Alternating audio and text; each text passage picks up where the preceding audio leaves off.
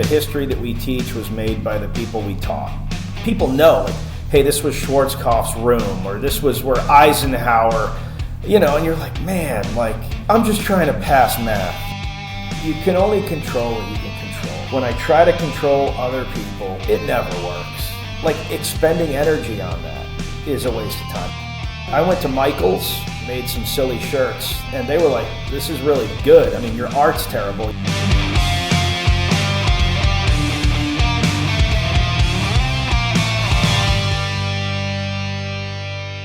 Nick, what is going on? Welcome to Battleground, man. Thanks for having me on, man. It's been a while. It has been a while. And, you wasted absolutely no time logging into the studio and throwing some shade at me about something that you and I haven't talked about, or I haven't even thought about in probably 5 years. So yeah. It was like and just so we're clear, just for everyone watching, I did not abandon Nick. So at some point during this interview, that accusation is going to come up, but I need to just get. You did abandon me. I did not. We were at an event together. We were having a good time, and then you abandoned me for cooler people. No way, man. You were always in the popular club. It was just me. I was rolling solo. You had your whole entourage and your clique around. They didn't want anything to do with me. So I just said, you know what? Like, this is revisionist history. I was literally waiting outside for you. And then you were like, oh, man, I just headed out. And then it was like I was just staring, into the dark D.C. night, single tear rolling down my eye, Started playing, like all of a sudden in the background, like a band just came by. And it was like, in the arms of the angels, far away from here. Sarah McLachlan. Yep. A dog limped by. This is going to end up in one of your documentaries or your movies or your commercials or one of your music videos, and it's going to be completely fake news. All I'm saying is you've got all these books where you don't leave anybody behind, but there I was on a street corner in DC alone. Well, yeah, whatever, man, whatever. So you are, first of all, like, thank you for coming on and taking time out of your day to do this, man. It's awesome to have you.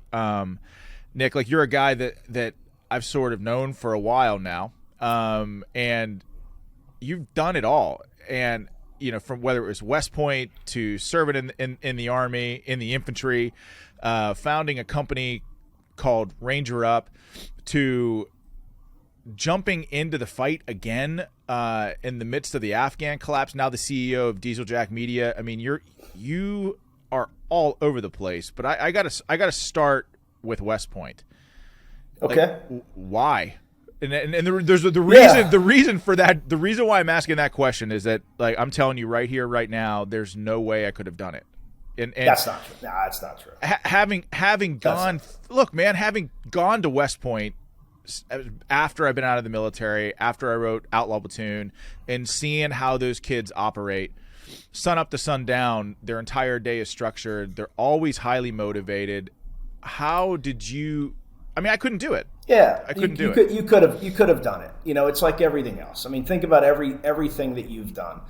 Any school, like, after 2 weeks, it just becomes your life. Like, no matter how bad it is, whether it's Ranger School or some dumb course that we had to do and sit around in a class. I mean, like, after 2 weeks, it's your life. So like, the secret to anything, and you know this already, I'm not telling anything you don't know, is to suck it up for 2-3 weeks, and after that, you're just used to it. So I went to West Point. It was a weird thing. The military was not on my radar. My dad's a Vietnam vet. He was Air Force. He was an ALO with First Group during Vietnam, and I didn't even know that until my brother and I were when we were kids, we were going through, like, my mom's hope chest looking for things to, like, dress up in. And, we open it up and we were just looking for, like, 70s clothes. And there's just, like, stack after stack of tiger stripes. And then, like, a green beret and, like, a plaque that's like, Nick Palmisciano, thank you. ALO, First Special Forces Group, and 71, 72. I was like, hey, what's this? Like, And then my mom's casually like, oh yeah, you know, your dad was like special forces, you know? And it was like, what? You know? And wait, you didn't have any sense that your father was a Vietnam combat veteran, not just a Vietnam combat veteran, somebody that sounded like he was on the tip of the spear at all times? Yeah, not really. Like, I mean, and then even then, like once we kind of knew that he was a Vietnam vet, like his stories were like, you know, it was like, hey, how did you end up working, you know, with special forces? And he was like his answer was like, you know, most units had terrible food and they had the best food. And as an Italian, like I needed to get access to the best food. So I volunteered. You know, it was like what? Like, you know, so it was interesting. But he, you know, he never pushed the military. My parents didn't push the military. So, you know, I take my SATs. I do pretty well. I start getting the, you know, hey, maybe you should go to our school things. But West Point was the first one. And I looked at it and I was like, this is pretty cool. And I pushed it aside. My dad kind of pushed it back towards me and he said, you know, I want you to just visit and think about it because this feels like something that would be great for you. And he's not a guy that weighs in. Like he's a big believer, like find your own life path, do what you want to do. And so, you know, I was a pretty good student and I was also a pretty good wrestler. So there were opportunities that I had. I was looking to wrestle at MIT or MIT. What'd you get on your SATs? I did all right. Or Boston University, Roger Williams University. So I had some offers to wrestle. So I visited West Point. You know, and all the other schools were like, you should come here because we're the best. You should come here because we're the smartest. Our program's the best. We're awesome. And when I went to West Point, I followed around this guy, Cadet Han, and Han just got his ass kicked all day. He was, I'm not going to say he was a bad cadet because he was a great guy, but he was a guy that like they enjoyed torturing a little bit, you know? And I was one of those guys for a little while, so I get it. So he had a bad day. He had like a bad day, and the whole time they're beating on this guy, and I spend a day with him. And wait, this is when you were just on the tour? I'm in high school. Yeah. You go and you like follow a cadet around. And they were beating the shit out of this cadet on your tour, and you were watching? Not like physically, like, you know what I mean? Oh, yeah, like hazing the crap out. Yeah, there's going to be somebody that watches this and say, oh, West Point cadets beat each other up. They're hazing. No, you know what I mean. No. So the last meal, right before I get like sent back to my parents, this cow, a junior, leans over and says, hey, man, check it out. Like, if you're coming here for your parents or you're coming here because you think it's cool or you're coming here for any other reason than you want to do it and you want to serve your country and like be the best that you can be, like you're gonna fucking fail. Like you can't come here and do it for other people. So like make that decision and then like choose accordingly. And I was like, oh shit, like this, like that's my personality. I was a wrestler, you know, so it was like, oh, it's a challenge. I need to take on the challenge, you know? Yeah. And they were just different. So then I decided I wanted to go to West Point, and I also realized, you know, I might not get in. So then I also started applying to ROTC because I wanted that challenge in my life, whether it was West Point or somewhere else. So I applied for ROTC at every school I applied to, and I also applied to West Point, Annapolis, and the Air Force Academy. So what about that challenge was appealing to you? Was it just the idea that you would be able to, whether it was ROTC or West Point or another military academy, the idea that you would be tested, you would undergo a gauntlet, a crucible, and what was it? You just wanted to see if you can come out on the other side and make it?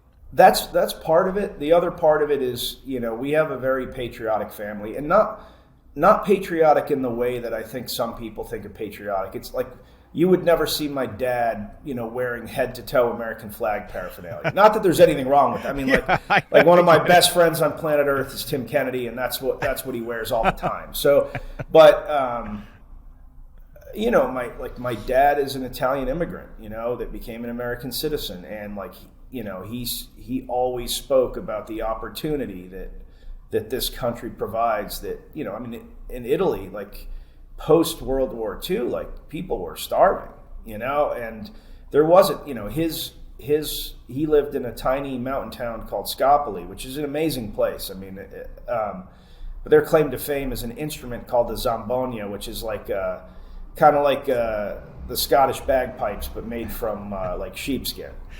I'm serious. Like it was like they made it into the Boston Pops a few years ago, and it was like the greatest thing that had ever happened in the town.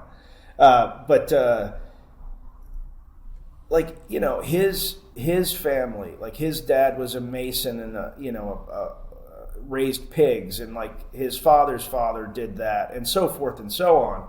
And in one generation, my dad is college educated, which no one had ever had, and he, through the GI Bill, and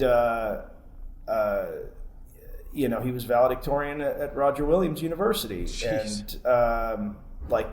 And we were middle class, and his kids, like my brother has a master's degree, I have a master's degree. Like we've had opportunities. One generation, our entire family, pathway is different. Like he thinks it's the wildest thing in the world, when I get to have these meetings in DC and I'm meeting people. I mean, the deal, like, and you've met all these people and you realize it's actually not that cool, but right, exactly. But he looks at it like, man, in one generation, our whole family changed. God, and that's something that only happens here. It doesn't happen anywhere else. And I'm married to a Brit, right? So my wife is English, and she's very fierce, by the way. She is. She's a fierce lady. She's fierce, and I mean that with the highest regard. Yeah. Oh yeah. Yeah. No, she is. She's a stud in literally every capacity. She's better than I am at jiu-jitsu. She's smarter than I am. She's better at business. She's better at relationships. But she's a combat multiplier in your family, as we would say. Yeah. I mean, she is the combat multiplier. I'm like the anchor weighing the family down, and she's the one that kind of drags it forward. But so even me, like a person that has been all over the world, I always kind of thought of England as like old America, right? Like it's kind of like America, but with like fancier buildings. But it isn't. Like, she had less opportunity, I mean, and she had a great job and she did well, but the opportunity, she came to America, and all of a sudden the skill set she had were treated with more value than they were in the UK, because like in the UK, it's kind of like if you're rich, you stay rich, and like if you're middle class, you're middle class. Like there isn't the same social mobility. So I've been to, I was trying to count the other day, something like 54, 55, 56 countries. Spent a lot of time overseas. Like I'm not the patriot that's just like America's the best. Like I've really thought about this. You've seen it. You think about you've always been like this, Nick. You've always been a thinker. It's just we have so much opportunity, and it's important to realize that, to appreciate it, and not to squander it. What I find amazing, just in the brief time that I'm listening to your story, is that your father didn't talk about his military service. Mm-hmm. You find and stumble upon memorabilia, legacy type stuff in a wooden box. Yep. And then you find yourself at the most elite military. I mean, I think West Point is just probably, it's an elite school. I mean, not just from an academic standpoint, but from a leadership standpoint. And you find yourself there. Yep. And you're a young cadet in training to be a leader in the military. And I just wonder, how were you influenced when you saw your dad's uniforms and you saw his gear? Was that what pushed you on that path? Did you feel like that was always supposed to be your path? No, I don't think so. Again, because my dad was so casual about it. It wasn't like this is the way forward, But with what he saw is, I think, I'd have to ask him. But when I moved back to the States, because I lived in Italy, my dad had a GS job in Italy for a big chunk of my formative years. So I was, for all intents and purposes, I was an Italian kid from the age of 3 on. And I spoke Italian fluently, and all my friends were Italian. And Italy is like crazy. Yeah, Italy's like an idyllic place for a kid. I mean, like the whole country revolves around taking care of children. Like, you know how in America, like people can get away with like abusing kids and like you're in court. It's disgusting. And you're dealing. Yeah. Yes. Like, oh my God. Like, let me tell you what doesn't happen in Italy. Like, it doesn't. People disappear. Like, you're not hurting a kid, and like it. So it was like an idyllic situation where like everyone was kind, and I come back to Massachusetts, right? And they're like, "Hey, I heard you speak Italian. Say something." And I did, and then they beat the shit out of me. And that was like 18 months of my life until the weird Greek kid showed up. And so that's why I started combat sports. Is like I had a problem, and I was like, I have to solve the problem. And my parents didn't even know that this was happening because, I don't know, it was like my problem to solve. So I was like, hey, I want to take karate, because Karate Kid, because you and I are old. I'm a little older, I think. But Karate Kid 2 was the heat at this time. So I was like, I want to do. I remember Karate Kid 2. I want to do karate, and my mom was like, hey, karate is like 45 minutes away, but judo is 15 minutes away, so we're going to do judo. And I was bummed out, but I didn't realize how much of a blessing that was. So I started judo, which led me to wrestling. And wrestling really became like that's all I did. Like I literally would go to wrestling practice and then go to judo practice after wrestling practice. Like I did nothing but combat sports. You wrestled at West Point, right? I did, but I was like a scrub, like just full disclosure. I was a very good high school wrestler. I skipped a grade when I was younger. So when I was 16 my senior year of high school. And when I went to West Point, I wasn't quite ready for the physicality and the skill. And the program, I'm not making excuses. Like I wasn't good enough. So I'll just say that. But whereas other programs at the time that I was talking to knew this, and they were like, oh shit, like this guy's doing all this at 16. Like we can, we're going to sit him for a year, and, in 3 years, he's going to be an assassin.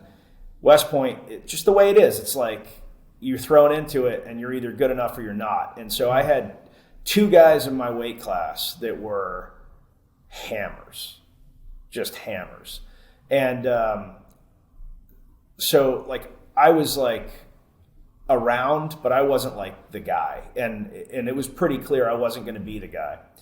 So I kind of was like a scrub on the team for, a while. And then I don't remember exactly what happened, but the Army judo team was like, hey, like we heard you're really good at judo. So like full disclosure, wrestling is my favorite thing in the world to do, but I'm a much better judo player for whatever reason. And they were like, hey, do you want to come out for the judo team? And like, it's like, all right, let me switch gears. So I spent the last couple of years on the Army judo team representing them. So did you ever, when you're at West Point, and having been there myself, there's so much history, I mean, almost woven into everything at that. Yep. So much symbolism, so much history. Whether it's the cannons that are buried, muzzled down in the concrete, that are like the little railings between classrooms and stuff. And it's supposed to symbolize what? Like that Americans, like the end of the Civil War, Americans not firing on one another ever again, something like that. Man, there's so many different monuments, and I would be lying to you if I told you I knew every one anymore. I used to. There's a ton of different things, so like. Well, that's sort of what I was asking, Nick, is like, did you ever stop to think that when you're there, do you ever stop to just take a look around and think like, man, we're standing on the shoulders of giants here? Yeah. Oh, all the time. It's impossible not to be there and just be like, like, how am I even here? Like, because, the motto at the time, I don't know if it still is the motto, but, it was the history that we teach was made by the people we taught.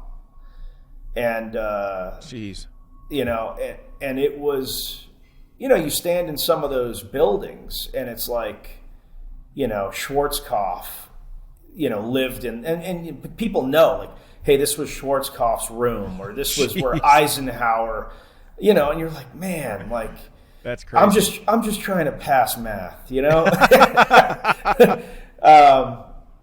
But at the same time, like all things, you've got to, I think some of the best and some of the worst officers come out of West Point. And the reason that I say that is, and this is true of all the academies, is the academies take people, they break them, and they build them back up again. But if you're there for the wrong reasons, like if you love yourself too much, it just like accelerates that problem. I'm not saying a person shouldn't be confident, but like some of the people that have become some of the best West Point officers that I've met, maybe they weren't like the best guy there. Maybe they didn't have the rank at school. Maybe their shoes weren't perfectly polished, but they were absorbing the lessons of, this is a team, like we graduate together. Nobody graduates by themselves. And then the guys that I prefer not to associate with really think of themselves as, God's gift. Like, I'm Patton, I'm, and so I would say that for the most part, if somebody tells me that they graduated from West Point, my initial bias is this is a very competent person. But I do pause and I just listen to how they talk about themselves, how they describe things before I make that assessment. Because like people that really, really love themselves from there, I don't know if I'm explaining myself you right. Are. But like, no, man, but, you are. But it's like, no institution makes you a different person. It takes what you already are and like accelerates it. You're making yourself very clear. I understand exactly what you're talking about. And, for me as a young leader in the military, like I learned very, very quickly, one, I already knew going into, the military and then going into being a platoon leader that I did not have all the answers, far from it. And I just learned very quickly the importance of being humble and having big eyes, big ears, willing to listen, take feedback. And it seems to me that that's what you're talking about, the importance of humility in leadership and how those two things are sort of woven together. Yeah, man. I mean, like I take this approach with everything. Like we're all just fancy monkeys doing our best. You know what I mean? Like, you start taking yourself too seriously. Like we're not, like you and I are about the same age. So like I blinked and my daughter is, in high school. Like I blinked and my son is a lieutenant. Like life happens fast. And, to take any of this stuff too seriously. Like I have friends that are in politics and this world where it's like, man, and I know this world better than I do, but it's like so-and-so said this to so-and-so and this is going to cause this problem and that's going to cause this problem. And like, it's so complex. And I'm always like, I don't care. And like, what do you mean you don't care? Like, what do you mean you don't care? Like, if so-and-so says this, like this could affect what this other person thinks about you. I really don't care. And it's not that like, I don't care about these people. It's not that like, nobody wants bad things said about them, but like whether it's good things or bad things, it's none of my business. And I'm not going to spend any time on it, trying to fix it, trying to play games. It's like, it's exhausting. And like there are more important things to do, which is whatever you're doing right now. Whatever is happening in the present. Like life is unfair. We all know it. Bad things are going to happen. Good things are going to happen. You can't control what those things are, but you can control how you react to them. And that's just how I try to live my life. Do you think that being at West Point helped shape that belief system in you? The idea that like life is a roller coaster. You're going to have ups and downs. Or if life we're a book, you know, a beginning, middle, and end. You're going to have good chapters and you're going to have bad chapters. I think it's our job to just turn the page as enthusiastically as possible, whether it's a good chapter or a bad chapter. Do you think that was one of the lessons that West Point taught you after you graduated? I'll tell you about my journey at West Point, and nobody wants to hear this much about West Point, so I'll try to keep it short. When I got there, right, as with many kids, I was not used to failure. I had failed a lot when I was very young, but high school for me was basically like I became an athlete. I was good at cross country. I was good at track. I was excellent at wrestling. I was excellent at judo. I had good grades. Like I was one of those kids that's like annoying, by the end of high school. At the beginning of high school, I was just a weird freshman, but at the end, I was a student athlete. And so I had a lot of confidence. I get to West Point, I couldn't get anything right. They give you a book like this thick, you've got to memorize, called Bugle Notes. And I'm good at memorizing, but for whatever, they put the pressure on, and all of a sudden I couldn't say anything. So they made me pop off with, sir, I'm a wedge, the simplest machine known to man, and I still don't work. And I had to say that, like they would just yell, Palmisciano, hit it, and I'd have to shout that out. And it was soul crushing at the beginning. But after a few weeks, it was like I started to figure it out.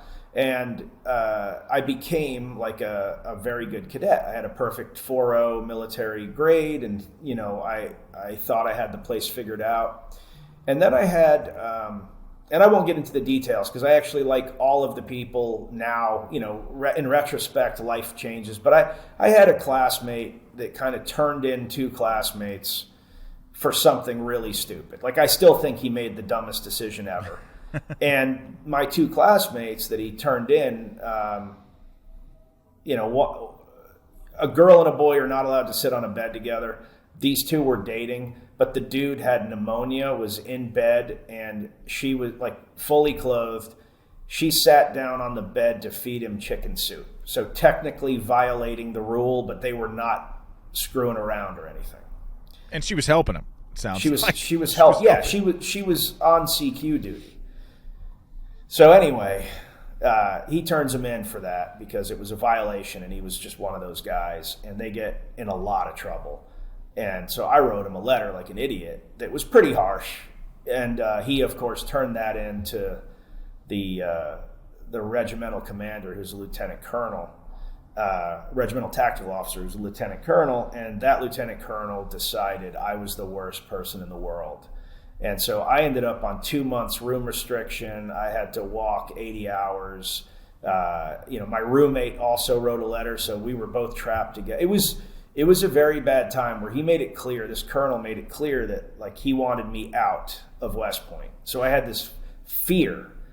This is the most frustrating thing about the military to me is some of these stupid rules. Now, I mean, the military and when you're an officer, whether you're an officer or enlisted, really, that discipline is the core of any great military unit. Like, we get that. Rules are in place for a reason. But it's this kind of stuff that I don't miss about the military. Yeah, 100%. And that was the first time I really felt like one dude was literally targeting me, to the point where one night he woke me up at 2 a.m., like literally hovering over my bed, and just because I was on room restriction, and was just checking to see if you're here, Palmisciano, just checking to see if you're here. Like, I was like, my roommate was like, holy fuck, did that just happen? Like, was a lieutenant colonel just hovering over your face, whispering in your ear? And I was like, oh my God, I thought I was dreaming because it was so insane. So when that happened, like, horrible, it was truly horrible.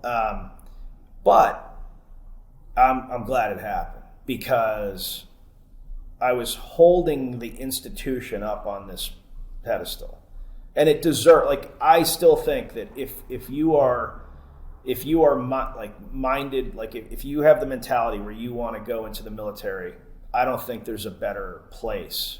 Not to say that other places aren't great, but like I really do value the institution and recommend it to young people. But it shattered the idea that the place was perfect. because while I actually do think I deserve to get in trouble for kind of teeing off on this kid, even though I think he made a douche move, it was very clear I wasn't the worst person, you know? Yeah. Like literally a week later, me and the dude were fine. But the institution decided I went from 4.0 perfect kid to a problem. And not only that, but like my tactical officer, who was a captain, about a captain promotable, made major shortly thereafter, he had been using me as his poster boy for a year and a half, and he threw me under the bus in a second. Like all of a sudden it was like, we can't trust Nick to do this, we can't trust Nick to do that. And like, you know, like I kept score, you know, and well, so what was that like for you, Nick? Because like you it was obviously you graduated, and yeah. So the lessons that you took from West Point, like clearly that was one of them, you know? Yeah. And I think that impacted my career and why I got out too. I'll be honest with you. Because like I look at my son right now, and to like, my son is a lieutenant. He was fortunate and just got the chance to do gold bar recruiting at college. So he got like a bonus 6 months of college, and now he's literally heading to Bullock today, and he has only had good leadership. I'm not joking. Like he was at App State, and their ROTC program is phenomenal. Great leaders. And then, you know, he just spent the last 6 months at UNC, and the colonel in charge of their program is a stud. Like he comes home and tells stories about his days, and I'm like, I would have killed for this kind of leadership. And this dude is, you know, he's Ranger Regiment, multiple combat, but really like even keeled and thoughtful. And so his standard is these guys. Whereas by the time that I was hitting a unit, I already distrusted the officer corps. Like I really did. I was like. But do you think that those lessons, warts and all, even the bad ones, I mean, obviously they shaped who you became as a leader. Sure. And do you think that those experiences made you a better officer when you were a platoon leader? I do, because I think that if West Point had gone perfectly for me, that I would have maybe ignored one of the things that my dad had said early on. And, you know, I talk about my dad a lot. Like I was very blessed to have parents, both my dad and my mom, that, you know, like no one's perfect, but they were damn close. And my dad was just like, look, you're going to go in the military. You're going to have a lot of pressures. It's going to feel like everything is life or death, but don't do anything where you can't sleep well at night, because the worst thing that happens is they kick you out. And I was like, you know what? Like after everything that happened there, it was like, yeah, like it's not the end. And I carried that with me. Like when I was a lieutenant and captain, like I was like, I don't want to say I didn't give a fuck, because anybody that says anybody that says that in the military is lying. Because these people can make your life a living hell. That being said, if the colonel was like, hey, does anybody have a problem with this? And I had a problem with it, I'd be like, I've got a problem. Even if everybody else was like, don't say anything. Because like I looked at it like that is literally why I am employed. I am employed not because, you know this, like officers are not the most tactically proficient. We're not the best at any of the jobs.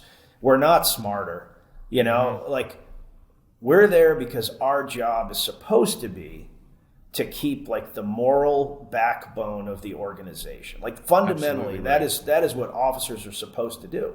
So like if your officers are selling other officers, their soldiers out left and right in order to like get it, like they're not doing their job, because their job is not the other stuff. Absolutely. That's what NCOs are there for. And part of a leader's job is to cultivate an environment where people feel like they can speak up and talk. And one of the things that bothered me about the officer corps in general is how many people who just weren't willing to do that. They played the game to get good evaluations so that they can climb the ladder, and I say this phrase all the time, but I had a lot of great leaders in the military too. So I just want to put that out there. People that I love dearly, but I saw way too many leaders, and many of these leaders, interestingly enough, Nick, stayed in the military because they know how to play the game. But these people were focused strictly with their bow and rarely ever their wake.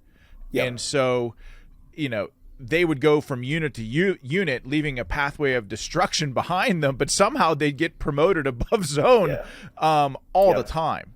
And so that sort of disenfranchised me from the military as well, because I was a guy that went in intending to make it a career. But same here. After getting my first experience with combat and thinking like, well, okay, my 9 lives are up. Like, that's not as nearly as cool as I thought it would be. But also I couldn't play the game anymore. Yeah, and like you, I had some great leaders also. I still, this guy Bob Curtin, he's the best boss I've ever had still. And it's funny, when he was my boss, and then he went off to CAG selection and did that for a while. But Bob, back in the day, I'm talking about like 2001 time frame.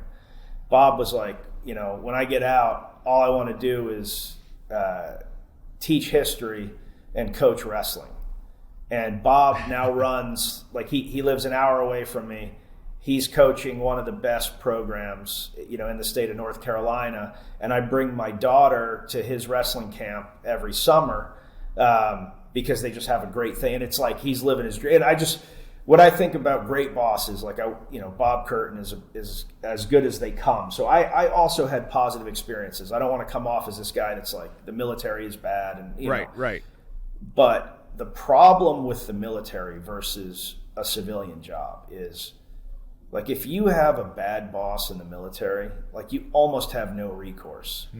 Because these guys that are bad, they are very good at framing.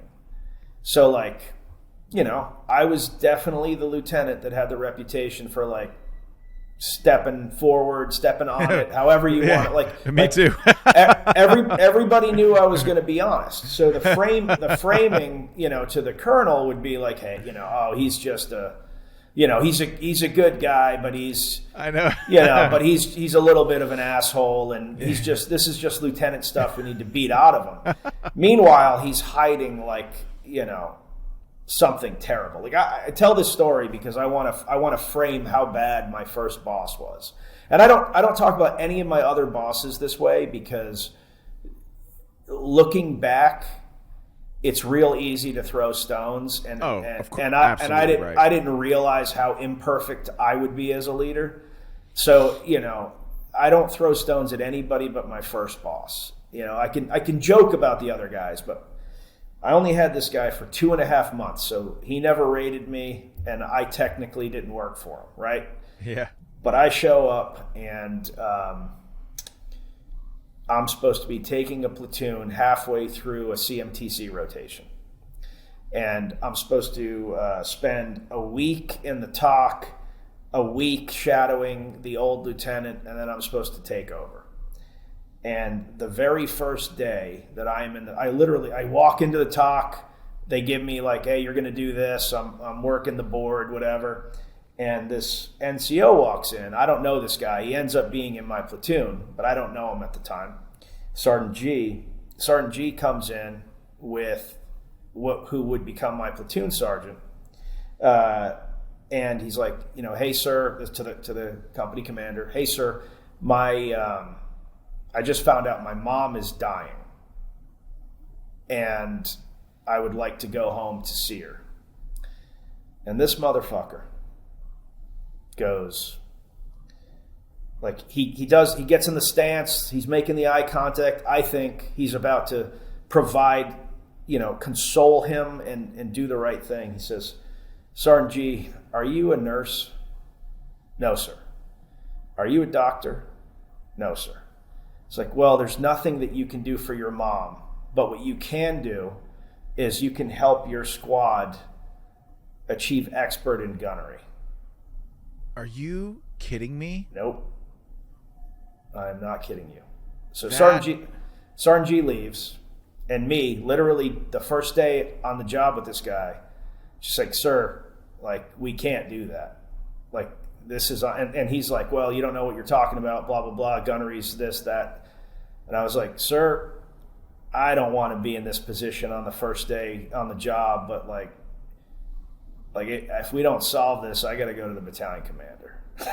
Absolutely. And that is how my relationship started. So like, this is my Army experience. So when people are like, how is it different for your son versus you? I don't think that would happen now. I mean, man, like, let me tell you, like, I had the reputation for being the guy that spoke up probably a little bit too much, right? But in combat, like, the way that I would think this through would be like, okay, if I got a mission tasking from my boss to go set up a traffic control point in eastern Afghanistan to interdict the enemy, whatever, I would look at that mission, and if I had an objection to it, the first thing that I would say is that, am I just saying this because this somehow makes me uncomfortable? I'm lazy. I just don't want to do it.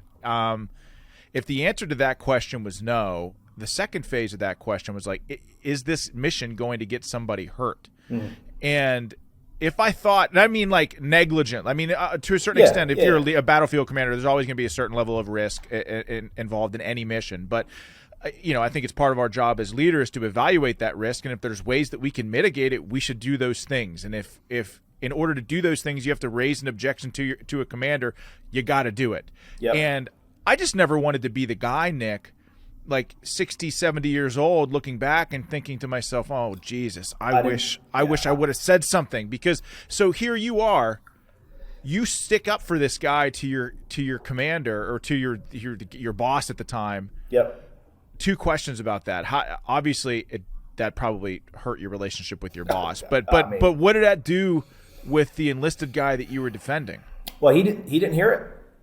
He didn't hear it. The only guys, because he left, because he got dismissed. I wasn't going to have that conversation in front of the guy. Like, I wouldn't have done that to the commander. The only guys that heard it were the senior NCOs and the XO that were in the talk. Now, it ultimately got back to him. So that, in a way, that was good for me, because then our relationship was better. Like, I wasn't trying to put him on blast. Like, I just thought, like, hey, if I approach him with this, he'll probably see the error of his ways because it's so insane. But he did not. It was like, I became the enemy. Like, he tried, I can get into it, but I don't want to just bitch. Like, shit happens. We all have bad things. Well, of course. My next boss was much better. Like, he was a good human being. Like all of us, he had faults, but like, he was a good human being that was trying to do the right thing. But man, like, between the colonel at West Point and that dude, it was like, you see like the trajectory of my view of officers tanked. It just tanked hard. And it wasn't until I had Bob Curtin, and I hate, keep bringing this guy up, but it wasn't until I had him that I was like, you know what, maybe this place isn't that bad. Because like, he was a dude like I almost couldn't keep up with in terms of doing the right thing. Like, always doing the right thing. Even the tiny stuff, like, like maybe you're in the motor pool or something and you're, it's like, we can do this tomorrow, or like, Bob's not doing it tomorrow. Bob's doing it right now. You have all of these experiences in the military, good leaders, bad leaders. Yep. You're a leader yourself. Ultimately, any experience that you have with a leader shapes the kind of leader that you'll be. Yep. You make the decision to get out, Nick, right? Mm-hmm. Yep. And God, the company ranger up, right? Like, how soon after you got out did you realize that was going to be something that you were going to do? So it was not the intention. Like, I have the weird, so everybody after me had this vision of like building a brand and like doing that for a living. That was not my situation. Like, I got out, I went to Duke University for grad school, which was very weird. It was very weird leaving the military and going right to academics. I know. I did the same thing. It's surreal. It's like you're Billy Madison in first grade. You know, that's exactly how I felt. I still remember, like, one of the most ridiculous experiences, and this isn't true anymore. Like, you know, so that, like, you know, I'm actually, just to be very clear, I'm extremely pro, you know, women in any MOS. Like, I think it's a good decision. I was one of the first people to, like, positively, you know, write about women in Ranger School and how that was a good thing, and all, you know, all these things. Yes, yes. But, you know, so I'm in this class, and it's a leadership 101 class, and like business leadership or whatever. And we're doing a case study. You remember those, where they, for those of you that don't know, a case study, they kind of give you like a problem set, like these are the relationships, this is the business problem that needs to be solved. And the problem was around, like, you know, a woman that didn't think that she was properly promoted, and like an organization that was against her. And so, like, I'm just listening, and, you know, women in the class are talking about their experiences, and guys are talking about their experiences dealing with women, and like, kind of like the challenges there. It was a good conversation, and I'm not saying anything. And the instructor's like, you know, Nick, we'd love to give you a military perspective, or we'd love to get a military perspective on this. How did you deal with these situations? And I was like, I didn't have these situations. I was infantry. And like, he was like, well, what do you mean? I was like, well, I was infantry. So like, my first day coming into the job, you know, I meet 40 dudes, and one of them's like, hey sir, you know, we're the combatives platoon. Like, do you want to, you know, roll with us? And like, again, they didn't realize that I was a lifetime martial artist. So I was like, I straight up played it dumb. I was like, yeah, like, what's this combatives all about? And then I basically just tapped out like 12 dudes in a row. And then after that, it was like, you know, I had hero status for a little while. But I basically told him, like, yeah, so on the first day, I met my, you know, 40 guys that work for me, and I submission fought my whole platoon. And like, and you could have heard a pin drop. And I wasn't, like, I still was in like army mode. So it wasn't like I was trying to like put on a show, you know. Right. I was just answering his question. You were just talking as if you were talking to a colleague in your platoon office or something like that. But like when I tell you that, you know, it was the first week or the second week, and it ended up putting this much distance between like me and my other classmates, because at that time, now. Business programs really value the military as an experience, and you'll typically see now in the top business schools, 8 to 10% of the class comes from a military background. I think for my class we had 3 people, and I was the only one in that class. So like, we were an anomaly. Yeah, that's crazy. I remember when I was running for Congress, I had like, because people don't understand the infantry. They just don't understand the culture. Yeah. They don't understand. Yeah. I mean, they don't understand that it was just men, you know? So I had a tendency on the campaign trail to say, my men, my men, my men. Well, I had these like fat, gross, like Antifa slobs show up at a couple of my events. And, you know, I'd be like, hey, you know, I was lucky to have served with my men. Like, I wouldn't be here without them. I said that at every stump speech. And these people were like protesting. It's like, well, what about the women? You hate women. I'm like, no. Yeah, I just didn't have women in my unit. Like, it was but the complicating thing about all of it is that there are women in the infantry now, and so it's like, but back then there weren't. And so it's just, you know, that experience, like Antifa protesting events, like whatever, they're all losers. But it was that it really dawned on me then that people don't really understand not only what it means to be in the military, but especially the infantry. Yeah. They think they do from watching movies, but no, I mean, it's like, you know, like I talk about this a lot because it's so indicative of the ridiculousness of the job. Like, when you really think about, you know, you know, when the Kosovo War kicked off, we were one of the first units into that conflict, and we were we had to provide security for like 6 towns. And we decided to set up on this hill because it had good overwatch and it was easy to defend. And the only building available was an embalming station next to this Orthodox church. So, we set up in this embalming station, which of course is gross just to start with, right? Yeah, yeah. Well, the first time it rains, we find out that there are rats living in the roof and that the roof is not very good. And it just starts raining rat feces on top of us. Oh my God.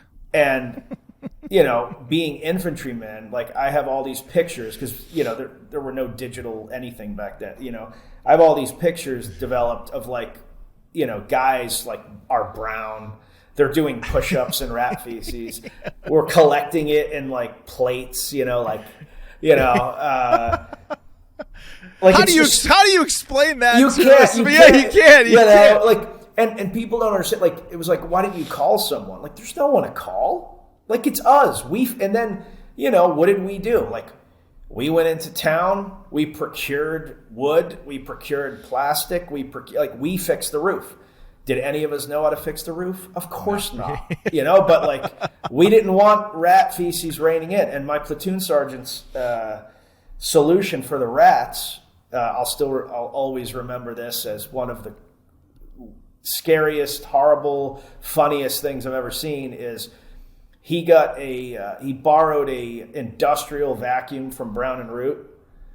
We cut a hole in the roof. He crawled in, and you just heard like, whee! And he's just like, foomp, foomp, foomp, and like sucked them all up into this thing. And yeah, I mean, something tells me that your grad school class isn't going to really underst no comprehend. Yeah, and their leadership experience was like, I was an associate brand manager, for one of the 4,000 P&G brands in New York City, and I had one assistant, and it's like, Yeah, the situations that you find yourself in the military. I mean, I have hundreds of stories like this that not only do I not think about them, unless I'm talking to somebody like you, like they don't really come to the forefront of my mind most of the time, But you find yourself in these unbelievable leadership situations that no other circumstance in the world, no other job in the world would ever have you in a moment like that. And so here you are, like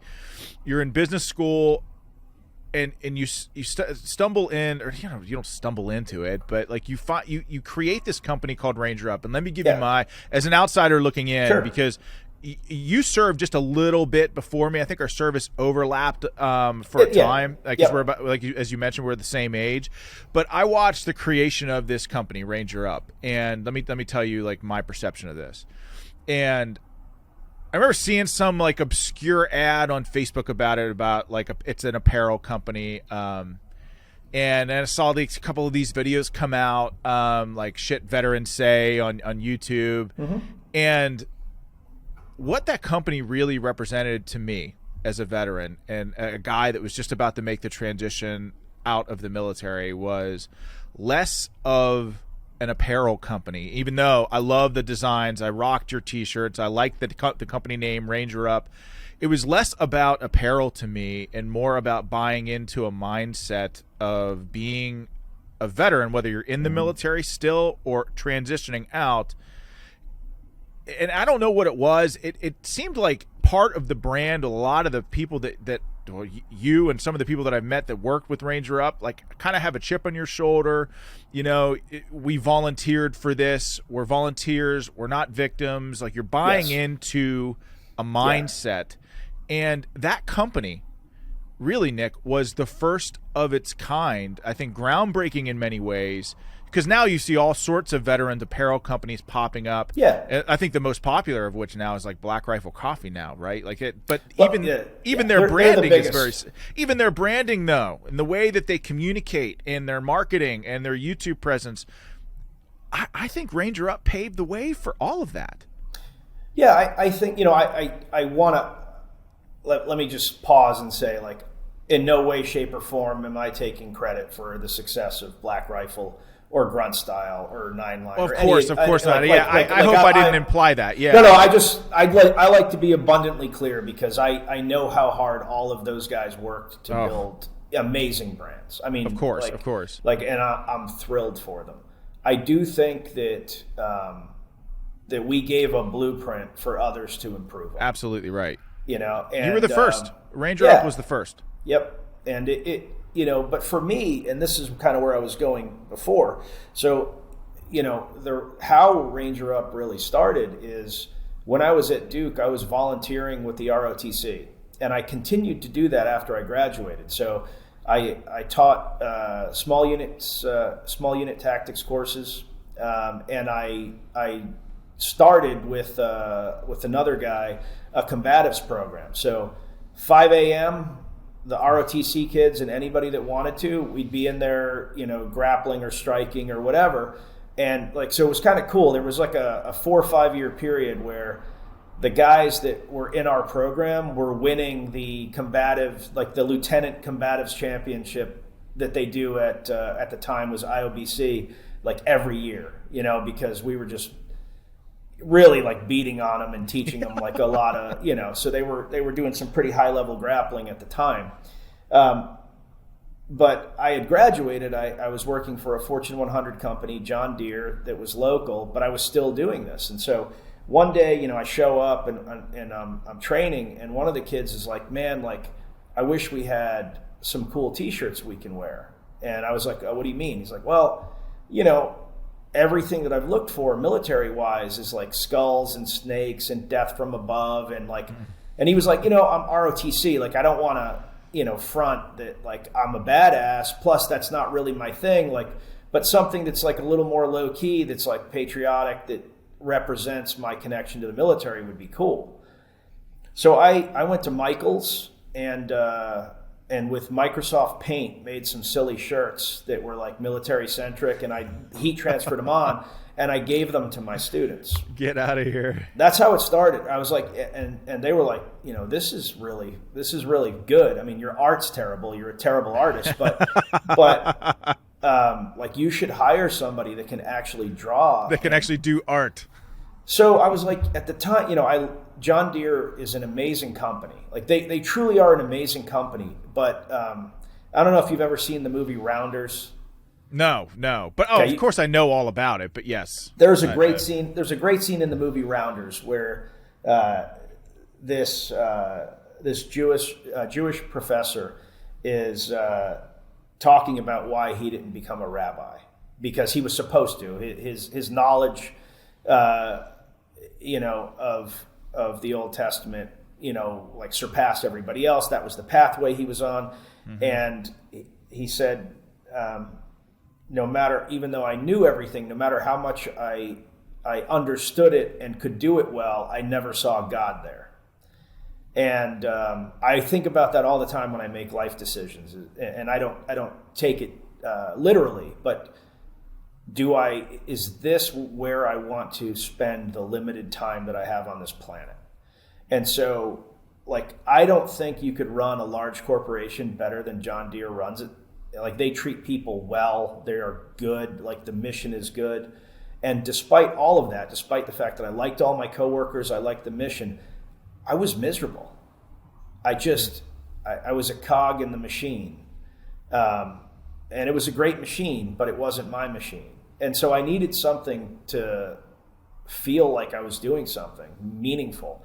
So I started my hobby. I mean, literally, like, there was no point where I was like, I'm going to be like a full-time entrepreneur.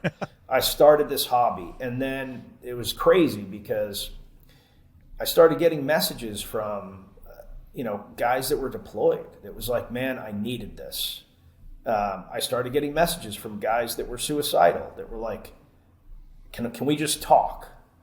And so it wasn't about money at the beginning at all. It was like reconnection with the community that I valued. And when I think about this, because now I'm heavily involved in a lot of things, including the Independence Fund, which has really made massive progress. Like, one of the few organizations that is starting to crack the nut on suicide prevention. with their Operation Res. People need tribe and they need purpose. And when you're in the military, no matter whether you loved it or whether you bitch about it all the time, like, we had tribe. I mean, nobody can argue that, like, if somebody had a problem in the unit, maybe they got smoked for doing something stupid, but you still have a group solving that problem with you. There's no greater purpose than defending the country. And you think that, I mean, God, man, I totally agree with you. And do you think that Ranger Up started at that critical time, at the height of, really, Nick, 2 wars? Iraq, Afghanistan were raging at the time. And you think that, I mean, this was always my sense too, was that it really did bring the veteran community together at a time where I think that they needed it most. I don't want to give myself that much credit, but I will say that for me, it gave me purpose and it rebuilt my tribe. And I think it did that for a lot of people. And that is what will always be meaningful. Like, it was really weird and people found it weird. But like, when Grunt Style, like, exploded and started doing really well, and they were like, oh, like, they tried to almost get on my side against them. I was always like, you don't have, like, I'm happy for them. This is a big pond, and they're employing veterans and they're doing good stuff, and like it's fine. Absolutely. Like, well, don't you want to beat them? Like, yeah, like, arbitrarily, like, I would like to sell one more T-shirt a year than they do, but like, I also don't care. So it was like, hey, if you, like, Grunt Style's doing this or Nine Line's doing this, we should do this because we can capture their market here. I was like, I'm not trying to capture their market. Like, what is the thing that we are going to do that's different? Like, let's just do our thing and not worry about what they're doing. That's not everyone's mentality. But that is my mentality. It's actually, Nick, it's not. I will tell you, like, being in the space, whether it's like as an entrepreneur or a public figure, you meet a lot of people, especially in politics, by the way, on both sides of the aisle. Yep.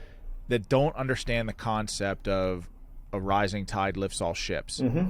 The fact that Ranger Up, yes, you were the first, but you look at the butterfly effect of what Ranger Up created, and it set the conditions for what was possible for veterans who come home from war. That, hey, you can still be a warrior. That will always be part of who you are. It will always be part of your soul. Yeah. And you can do a lot of other great things. And when, Grunt Style and Nine Line, and again, like I said, Black Rifle Coffee and all these other veteran-owned companies stood up and were doing great things, I think it showed veterans that, you don't have to come home and, it just upsets me sometimes, the stereotype that's promulgated in our society of veterans who come home from war and are broken. Mm-hmm. I used to, like, when I first started campaigning or even just meeting some of these politicians, and again, this is Democrats or Republicans, would talk to me as if I were broken, like, oh, welcome home, son. I'm like, what are you talking about? Why are you looking at me like I'm fine. Yeah. Get off of me. Yeah. And then you see these monuments of veterans, like, taking a knee and, like, looking up, like, as if forlorn. I'm like, wait a second. There's still a mission going on. You still have value. Like, take a knee, drink water, face out, and let's do great things together. So here's the wild thing. The statistics show literally the opposite. So I do some work with SVA, Student Veterans of America. And they have access to tons and tons and tons of data. And here's what the data says. Veterans do better than people that have not served in literally every aspect. So veterans make more money. Veterans make more money. Veterans are more educated. Veterans get better grades while in school. Veterans get higher paying jobs. Like, the list goes on and on and on. What happens is, we do have a small percentage of our population that is disaffected, that doesn't transition well. And rightfully, there are a lot of nonprofits that focus on these people because they deserve to be helped. But the media really enjoys the narrative of a broken veteran, and movies really enjoy the narrative of a broken veteran. Exactly. Why?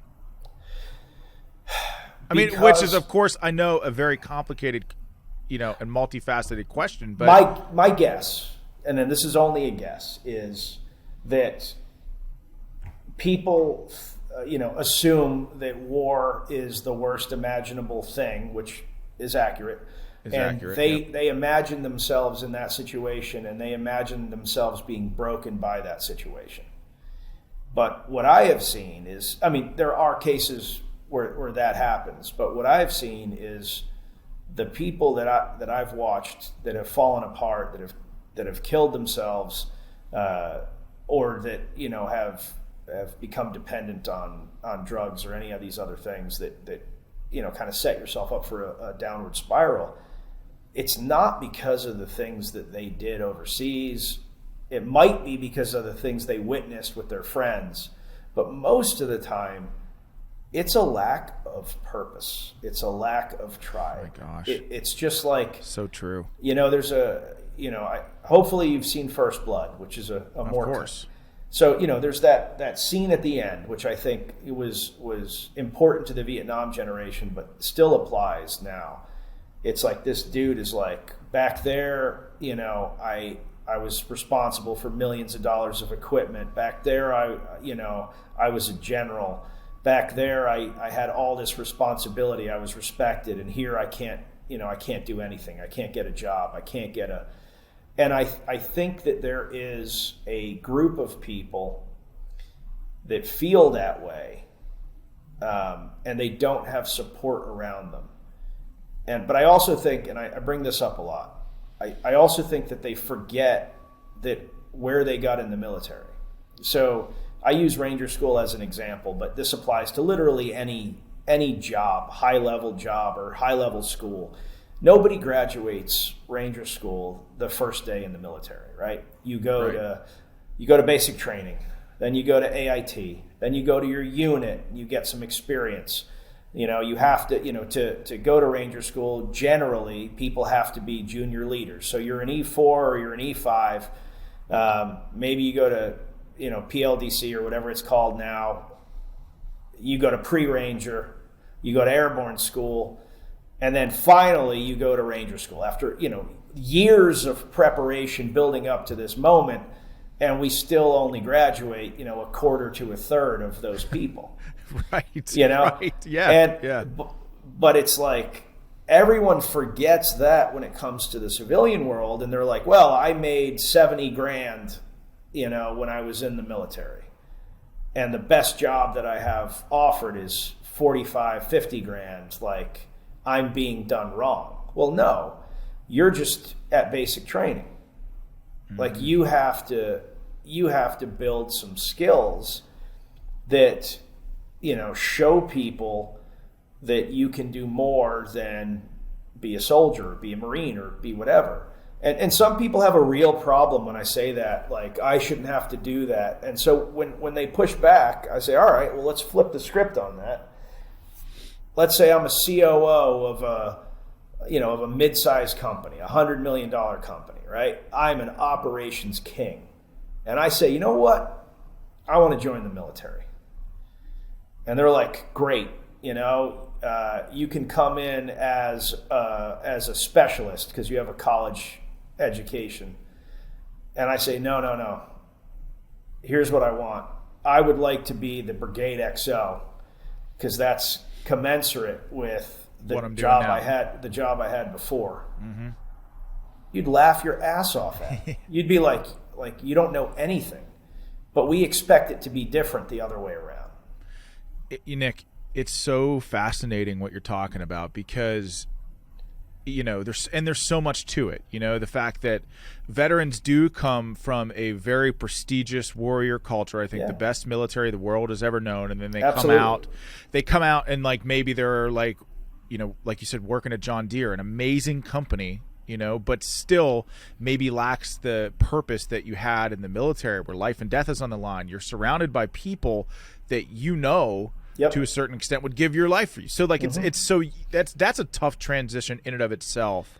But what I find all the time, and I struggle with this too, is that the older I get, the more difficult it is to allow myself to be a beginner.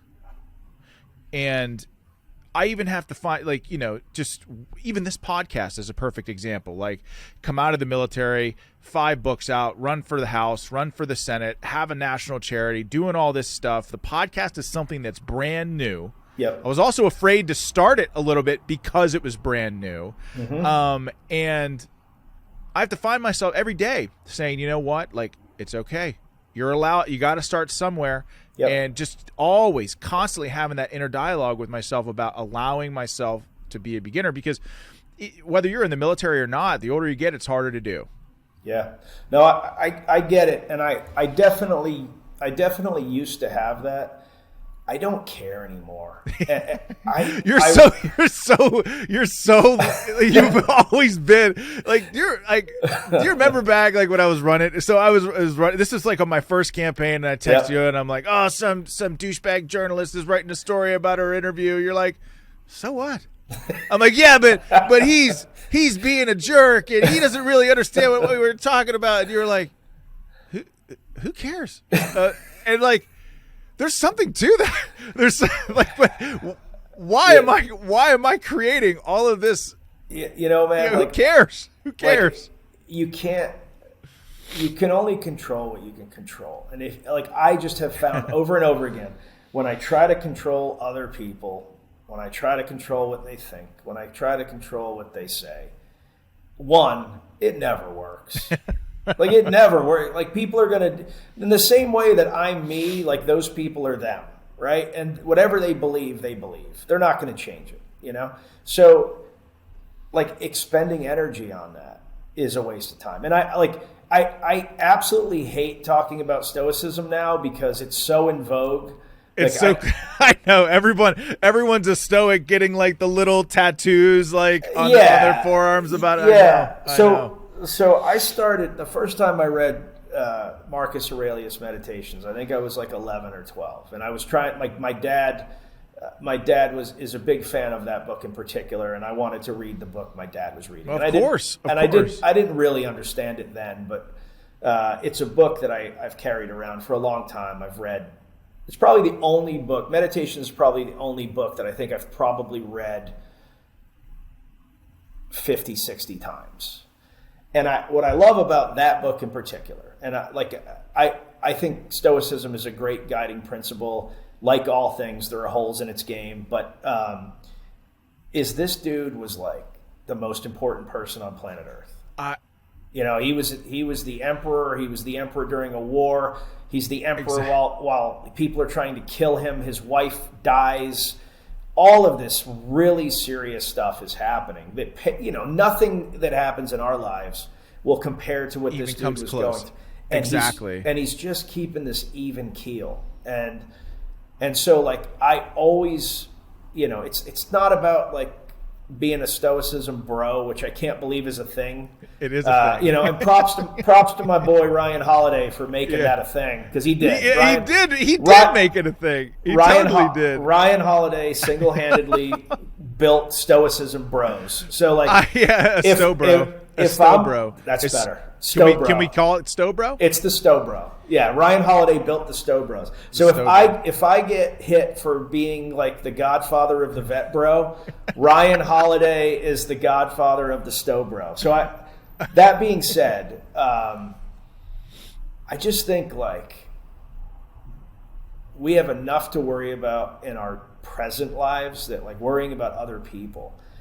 And I always, like, you know, I have this conversation with a couple of my friends, and they're like, well, you know, you should send this email to so-and-so so there's a trail, so that there's this, so there's that. And I'm like, listen, if I'm ever, like, on the stand talking about this stuff, I'm just going to tell the truth. And they're like, well, the truth is ridiculous. Like, yeah, that's fine. Like, this crazy person did this crazy, you know, we did this was our reaction. Like, well, you know, but what if people don't believe you? Like, then they don't believe me. Like, that's not my problem. My problem is just, like, what is present. I mean, look, that is I mean, people call it stow bro or whatever, a mental toughness, man. Where did that come from in you? It's certainly not something that you learned. I mean, maybe it was refined in the military, but it sounds like something that's just in you. Yeah. So when I got divorced, I've been married twice. I have a great marriage right now, and I was married to a great person in my first marriage. So my first wife, I have 2 kids with. She was my high school sweetheart. Truly a phenomenal person. We are still very good friends. I love her husband. We have an idyllic divorce. That's awesome. That's awesome. But no divorce is idyllic when it's happening. Mm-hmm. So. Oh, really?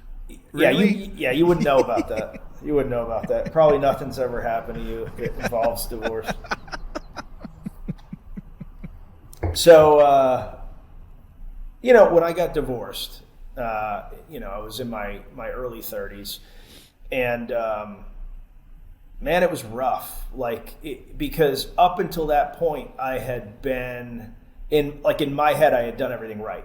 I went to a good school, I served in the military, I was infantry, Ranger tab, I did all the things, and then I get into Duke, and I get this Fortune 100 gig, and if you look at the America checklist that they feed you when you're in grade school, I was crushing it. And I think divorce is harder when you know the other person is a good person. Even during divorce, I really liked my ex-wife, and she liked me, but we were not meant to be married. But regardless of the fact that we were very kind to each other through the process, our friend group just decided that they had to pick sides, spread rumors, be a little bit, spiteful. It's human nature. I don't pass judgment on it. It's human nature. But that added to the stress of going through the divorce, and the stress of how do I make sure my kids, who were 1 and 3 at the time, how do I make sure that they go through this unscathed? My ex and I would talk about we're never gonna say anything bad about each other. We're never gonna we made these rules, and but the background, it was soul crushing, to the point where, for the first time in my life, I actually hated myself. And it was man, now I can look at it and say hey, shit, 2 young people got married. They wanted the same thing when they got married in their early 20s. And then by the time they were 30, they different visions for what their life was that didn't mesh. This is, if I was giving someone advice, it'd be easy advice to give. But at the time, man, I've never had suicidal ideation, because I've always just maintained I have a responsibility to my kids. I have a responsibility to my family. I'm not going to leave it. But absolutely, that would be as close as I've come to kind of thinking man, maybe I don't want to be around anymore.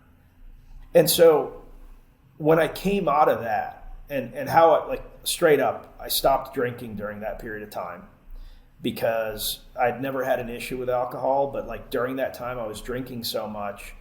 When I didn't have my kids. If I had my kids, I didn't drink at all. But when I didn't have my kids, which was rare, I'd kill a bottle with my buddy, and 10% of the time I would say something really stupid while we were out and offend one of our friends, or be a jerk to somebody, and that had never been me. And so I was you know what? I can't, this isn't good.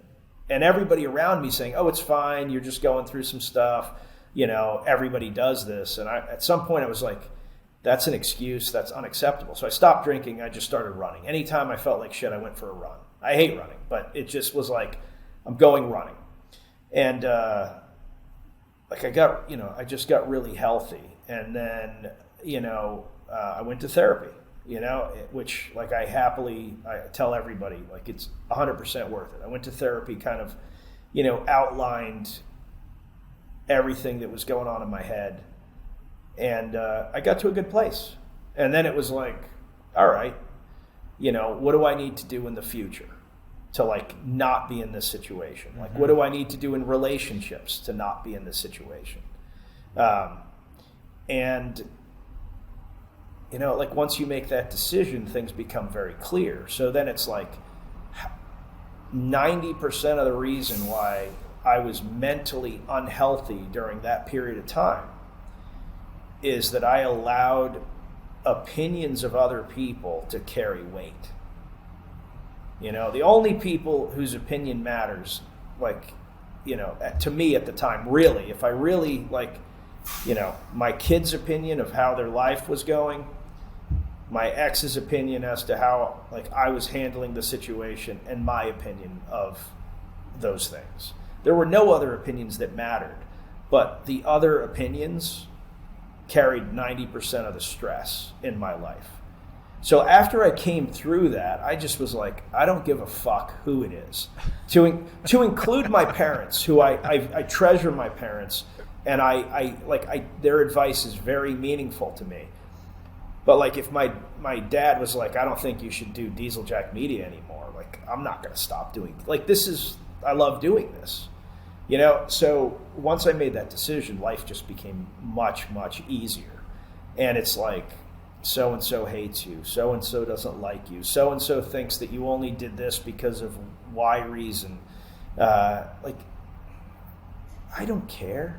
I really don't care. Like, how did you flip that switch? Because, having been through that a lot, something similar myself, and I think anyone that's watching this probably had the O.J. Simpson trial of custody trials. So I most people that are watching know that I've been through it. But like when you're in it, it's so hard to see through the emotion 100%. And the dust, and obviously, as you said, like drinking it makes it worse, and so stopping that and focusing on habits that are good, make things better.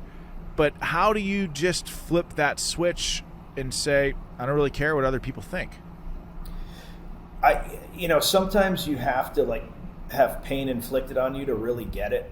I thought I didn't care what people thought in my early 30s, but like I could just tell you, like after my divorce, I really just don't care, because I hit rock bottom in terms of emotional emptiness. And it was like, man, like when you really, and to be honest, therapy helped with that, but it was like, why did I feel this way? It's because like I cared about what some woman that was like my ex-wife's friend, that we weren't really even friends, but like I thought we had a decent relation. Like she doesn't like me anymore, so like that's affecting me. Like how is that affecting me? Like when you start breaking it down, it's stupid. Like even in your case, things are very national. I've had things that are, pretty wide as well. It's like, an article was written and, you're this or you're that. Like they didn't even talk to me.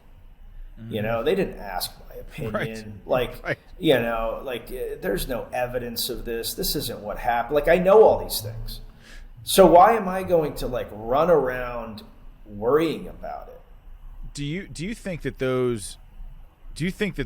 that experience and the sort of evolution in your thinking to where you are now, you think that's helped you be a better father, better husband? 100%.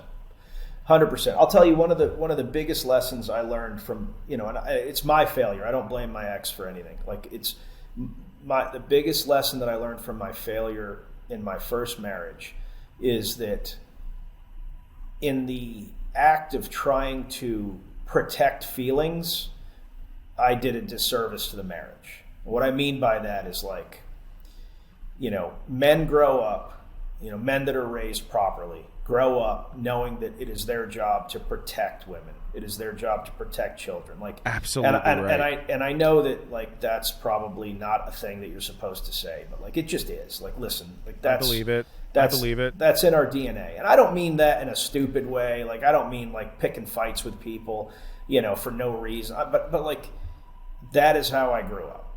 And we're protectors. Yes. But there is a point where that goes too far. And so what I mean by that is, like, if my ex did something that bothered me, it was the whole happy wife, happy life thing. Like, I would ignore it, hold it inside, and not address it because, I thought, well, it's a silly thing. So, like, I'm just being a bitch right now. But really what it was cowardice. It was cowardice on my part of not addressing something head on. Mm-hmm. And so, with Susie, my wife, like, we just kind of made a deal because, she was married before, I was married before. We've now been together for 10 and a half years married and, 12 years dating or whatever, 12 and a half years. We just made a deal like, hey, no matter what it is, like, we're just going to have the conversation immediately. And the result of that is sometimes when I'm mad at my wife and I tell her why I'm mad, as I'm saying it, I realize I'm really fucking stupid. I'm like when you put it into words. Yeah, when you take the thoughts out of your head and you put them into words, you're like, wait a second, can I have a mulligan on that? It also sucks because she's smarter than I am. So, like, then she, like, responds, and then you feel really dumb. Sometimes I'm right, but the right or the wrong doesn't matter. What happens is we both are forced to be courageous and deal with the problem. And the problem might seem small. It might be like, I hate when you leave whatever out, or I hate when you don't do whatever. Like, I don't care how dumb it is, but, like, when you are courageous and you address it in a structured manner and you do it immediately, the emotion leaves the situation. And then you just deal with it. Whereas with my ex, my biggest failure was, like, I held on to all this shit. And I won't speak for her. She probably did the same because we were both trying to, like, do what we thought was the right thing.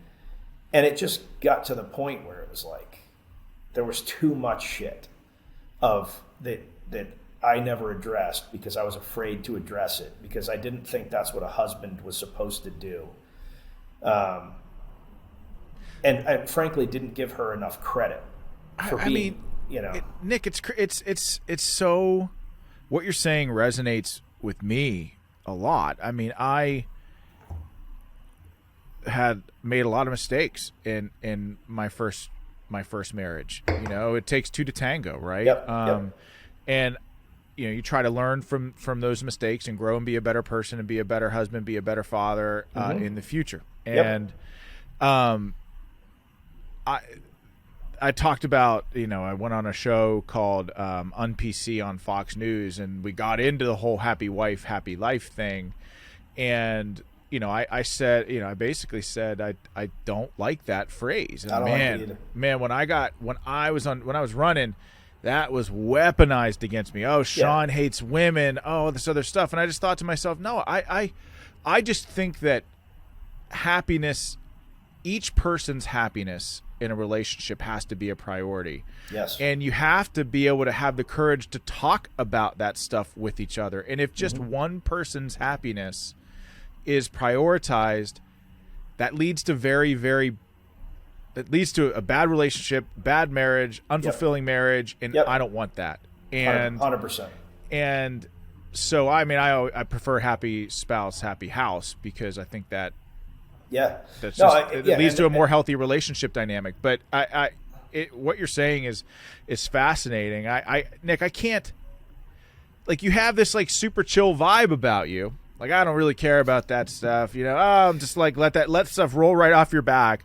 But you're super thoughtful about your relationships and absolutely about being a husband, about being a father, about being a leader in business. And, like, so how do you have this super chill demeanor to where you just, like, let everything roll right off your back to when Afghanistan collapses you're literally in that country less than 72 hours after the fall of Afghanistan trying to save people. Like, how do those two Nicks exist in the same world? So, first of all, credit to the whole team that went there. So, I again, this is a situation where like I was a cog in the machine. And when I think about the leaders in that machine, I think about a pararescueman named Sean Herlihy, who was communicating with members of our team early before everything went to shit, where he was basically saying it's going to go to shit, which got some things rolling. A gentleman by the name of Sean G., who was our ground force team leader. This is a dude, like he's one of the most interesting people I've ever met.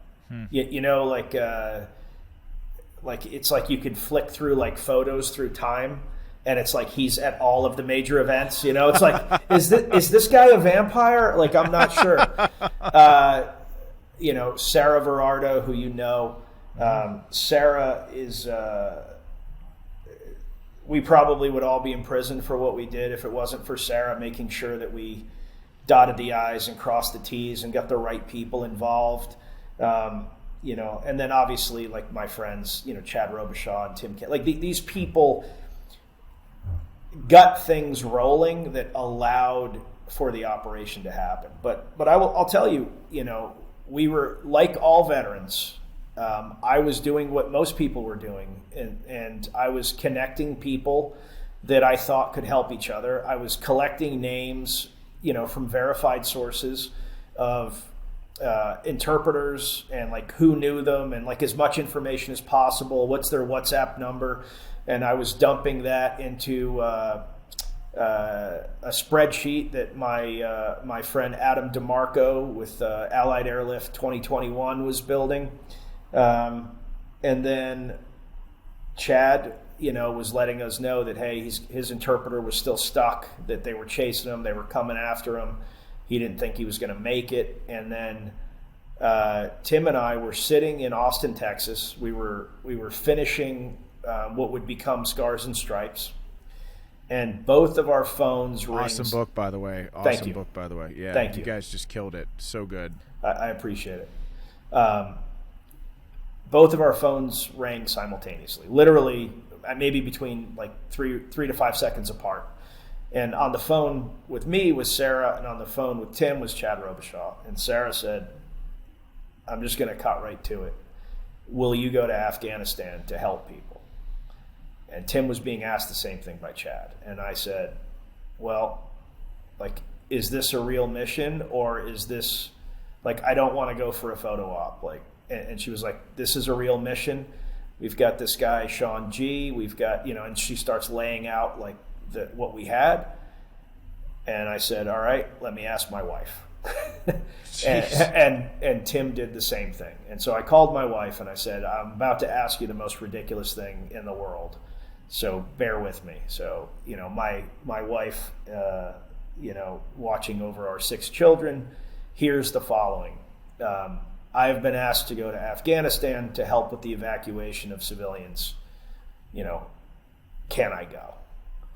And I was expecting, like, are you fucking kidding me? Like, you are an old man. Instead, she surprised me. Like, she often does. But she said, this is the worst thing I've ever seen in my lifetime. There's nothing that I can do to help, and I wish that there was. But you can help, and Tim can help, and you need to go. To which I immediately responded, I didn't realize you wanted me to die so quickly, and started making jokes, as is my way. But about 24 hours later, Tim and I were on a plane, and and we just did everything that we could in that time period. But it was I say this all the time. There's nothing special about my service. I'm not a cool guy. I'm not an operator badass. I have opportunities because of what I've done in business and because I'm a known quantity to a lot of people of basically coming through. And so, people are like, why did you get asked and not me? And I was like, I have no idea. I was underqualified compared to so many people, including yourself. And I don't know about that. And Nick, but sometimes, and this is where I was going with my point. Sometimes, like, to do things that are meaningful, you have to say yes, even when you're like, I don't know what the fuck I'm getting into.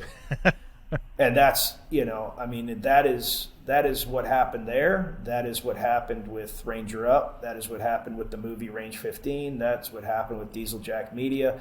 That's what's happened with anything in my life that I really value, is like sometimes you just have to say yes and figure it out. And so I will always be proud to have played a small part in the mission to save those people. It's one of the worst things I've ever seen. It's one of the most emotional things I've ever seen. I said this in the documentary that we made about it, and I'll say it again. I've never been more proud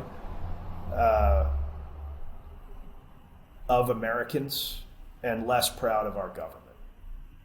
And that is what that moment will always be for me, is individual Americans, the entire veteran community, civilians, everybody stepped up and did literally everything they could to help, while our government really did not. Wow. I don't even know what to say other than watching all that happen. I was at the height of the Senate campaign, and I think I just had Trump's endorsement, and we were like the front runner by 20 points, and this was before all of the custody trial drama. But yep. I immediately started hearing from my interpreters who were left behind and who were being hunted down, and the Kandaks that we had worked with out on the frontier, like in RC East Afghanistan. Those were guys who really committed fighters who were just stuck, stranded, cut off, had called for help, got no response, were getting run over by the Taliban. Everything happened so quickly. The president of Afghanistan wheels up on a C-130 with $80 million cash. I'm like, what the hell is going on here? And just as I process all of this, you're already there. You were already on the ground. Yeah. And so you remember, I'm texting you. You text identifying information of all of these interpreters. Can you please get my guys out? Yeah. And then there was a suicide bomber at the airport, and then all these reports of the Taliban throwing up these roadblocks, and so that the people that were trying to get to the airport would have to go through them, and if they had any sort of American ID, they were executed on the spot. If they were texting Americans on their cell phone, they were executed on the spot. I've never in my life, I mean literally I was sitting at a desk just like this with my phone, my computer, another phone, just texting people like crazy, trying to coordinate from the United States, and with you, boots on the ground there, getting people out. It was the most chaotic thing that I think one of the most chaotic things that I've ever been a part of. And I speak as somebody who's been in close ambushes with the enemy. So, I've never seen anything like that. It was insane.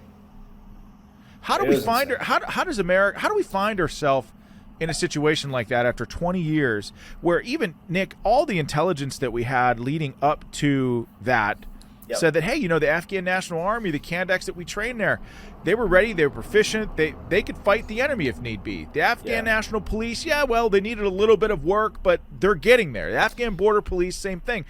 What the hell happened? It's above my pay grade, but I'll give my assessment of what I think happened. And all of this is about to come out because there'll be hearings soon. Mm-hmm. And a lot of this is now starting to become public, but the DOD recommendation was not Kabul; it was Bagram, which is what every soldier on planet Earth thought was the right answer. For whatever political reason, Milley's recommendation, was not taken, and instead Sec State was taken. And state had the mission, and it was Kabul. And I know for a fact that there were some knockout, drag-out arguments about this, and I believe that is now public. And so Kabul was run by state essentially as an embassy. So there was no outer perimeter. There was only the wall. Just like, we've all seen the movie where the American citizen is running to the U.S. embassy, holding American, and the Russian, the Russian guy's chasing them, and then the gate closes, and the Russian guy spits on the Marine through the gate. We've all seen that. So, but that's essentially what we had. Where, and I am very worried, as are many people, at all of the soldiers and Marines that had to stand on those walls, because they watched people get murked. They watched people get trampled. They watched kids being killed. They watched a guy get lit on fire. They watched some terrible, terrible things, and they could not affect it. And there is something inherently wrong with, we joined the military to protect. I don't care why you came in. I don't care if you joined for the money. I don't care if you joined because you needed opportunity. However you came in. At some point during basic training, you acquired pride in what you stood for, and they didn't get to do that job, and they had to watch atrocity while not being able to help. Whereas our team, whether it was guys like me that were loading planes, or guys like, Sean G and Tim Kennedy that were running outside the wire, really seeing everything up close and personal, we were doing something. We were making a difference. And so the moral injury for us is not the same as the moral injury for those 6,000 soldiers and Marines that were told to stand a post and essentially watch the end of free Afghanistan. So, why did I get the sense? And look, I don't know if this is true, and I don't know if you know if this is true, but why did I get the sense that not only were those young soldiers forced to watch all of that horrific shit happen and not be able to do anything, but why did I get the sense that their command and the State Department were actually throwing up roadblocks to people like you who are trying to get our allies out of there? Am I completely wrong in that assessment? Or is there any truth to that? So it's a mixed bag. I will tell you that Chairman Milley was absolutely critical in our mission happening. He gave us every resource possible. I will tell you that Senator Tillis leaned so far forward that if anything had gone wrong, he would be his career would probably be in trouble. There were a number of people like that. There were also a number of people that were content to just let this happen and then be done with it. I cannot speak, I do not want to be the guy that's guessing who thought what. We had an incident that we talked about in Send Me where, a colonel shut down one of our operations, and everybody asks, why don't you name the colonel? Why don't you, drag this guy on social media? And my reason for not dragging him, I know the guy, first of all. I've known him for a long time. That's not the reason. I don't have a problem dragging people that I know. But the decision was out of character for him. And so I don't know, was he just being a bastard that day? Or did he know that there was a bomb threat? Because the bomb happened shortly thereafter and was worried that the bomb was on there. Was he getting, was he ordered by state, by the there's a rumor that the ambassador gave the order, don't let him on. Was he given that order? Is it on him? There's a lot of questions. Now, you can still come back to was that order lawful and all that, but to me it's That's a heavy cross to bear, man. That's a heavy cross to bear. Only he knows. He knows what happened. And so, like, I thought it was important to tell the story that this incident happened, and there was a incident report that we filed about this. Allegedly, there's an investigation, though no one but me has been interviewed about it. So that's odd that they have not interviewed. So the guys that we had on the ground are, we had 2 former colonels on the ground. Just FYI, like the team that we had was legit. Yeah. Had some swagger. Yeah. So those guys have not been interviewed, which I find very odd. Well, Nick, you talked about okay, so I too love our America. I love our country. I love the people. I loathe our government right now. And again, this isn't a partisan slight at all. But when all of this was going down, and do you remember the Predator strike? And we were told by the Department of Defense that it was a suicide bomber, but it wasn't a suicide bomber. It was actually an Afghan family with a bunch of kids. Yeah. They blatantly lied to the American people because they knew that wasn't the case. And when I hear that stuff, it makes me wonder, did someone know there was going to be that suicide bomb attack on the airport? I mean, who the hell knows?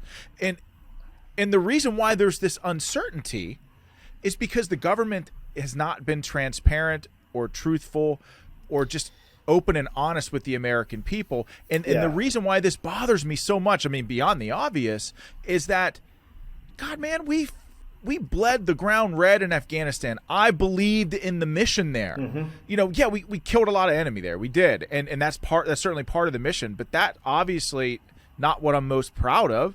I mean, we built schools. We taught little girls how to read, humanitarian assistance. We did good things for the people of Afghanistan, and it was all thrown away.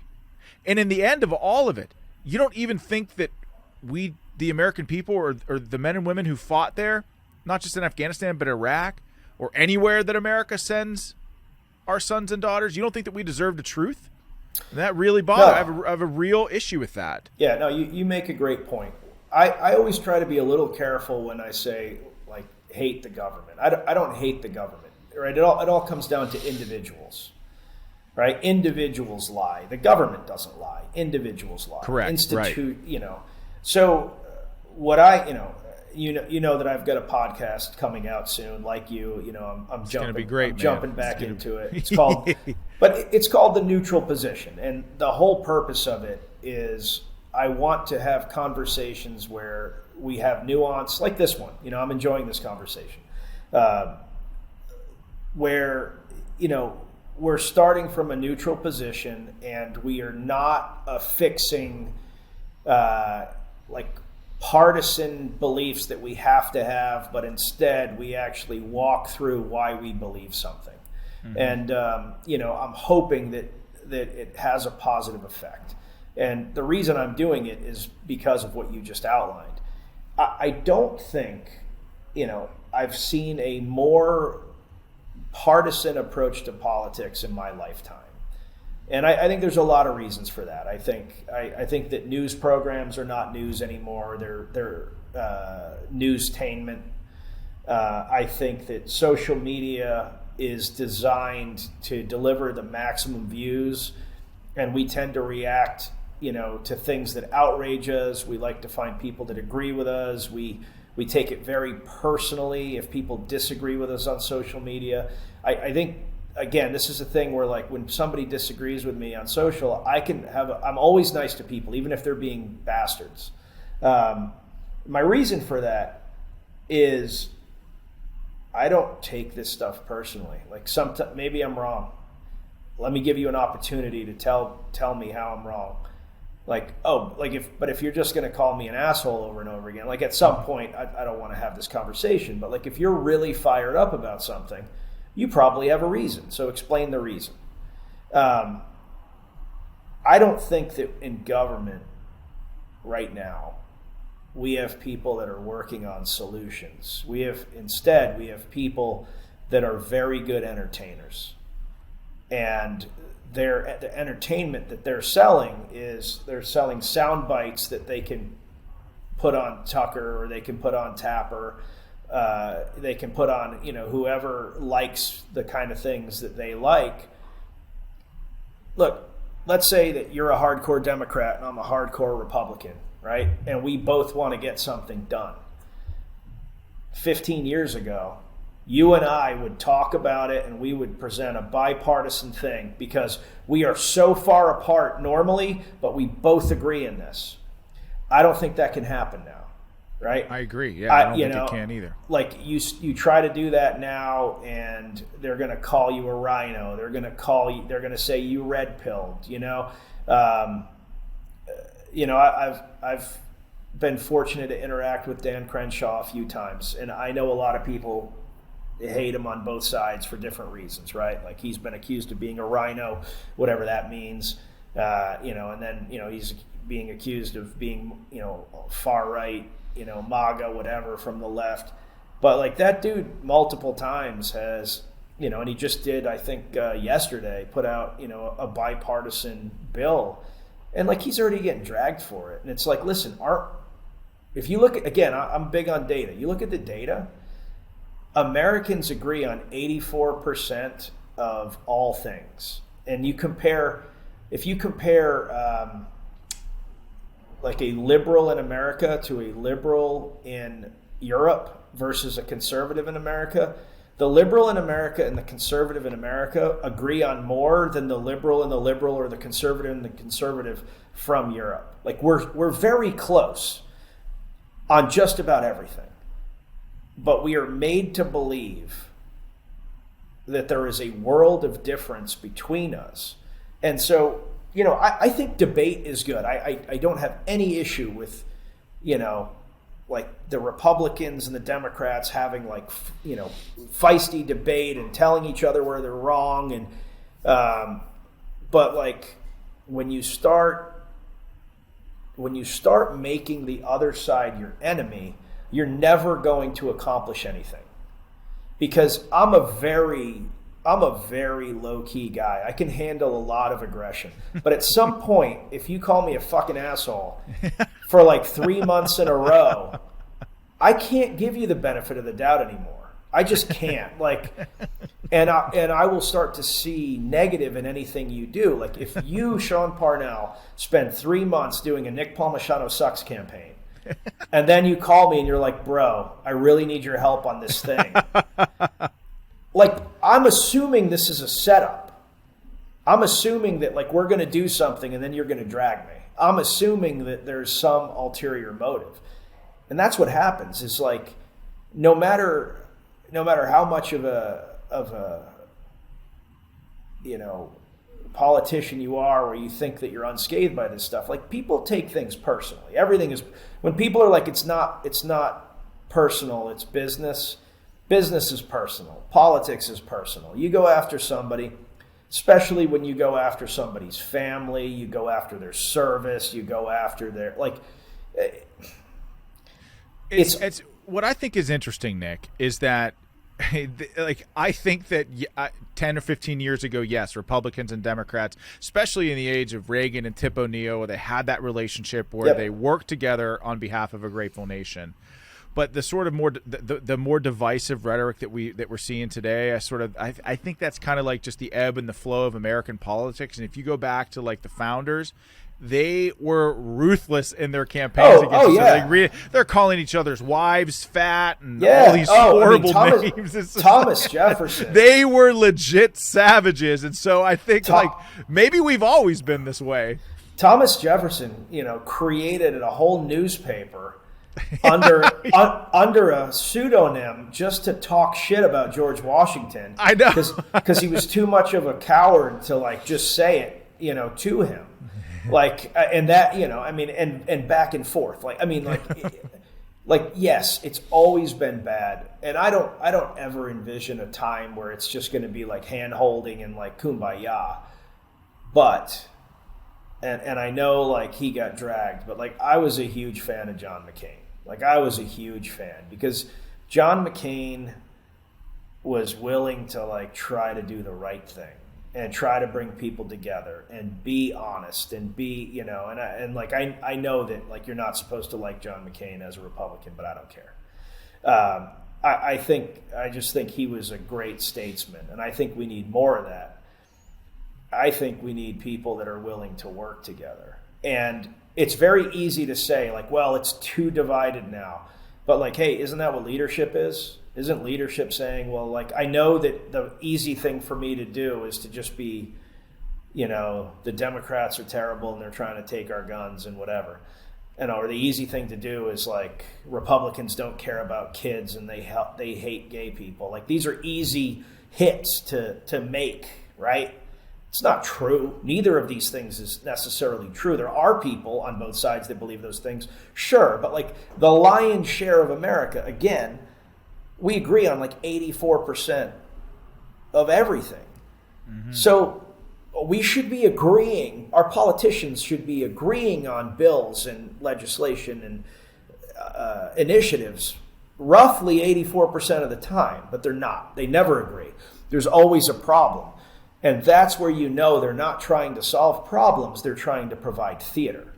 And so, like, if you're a politician and you're thinking, how do I rile up my constituency, instead of how do I solve this problem for America, like, you are the problem.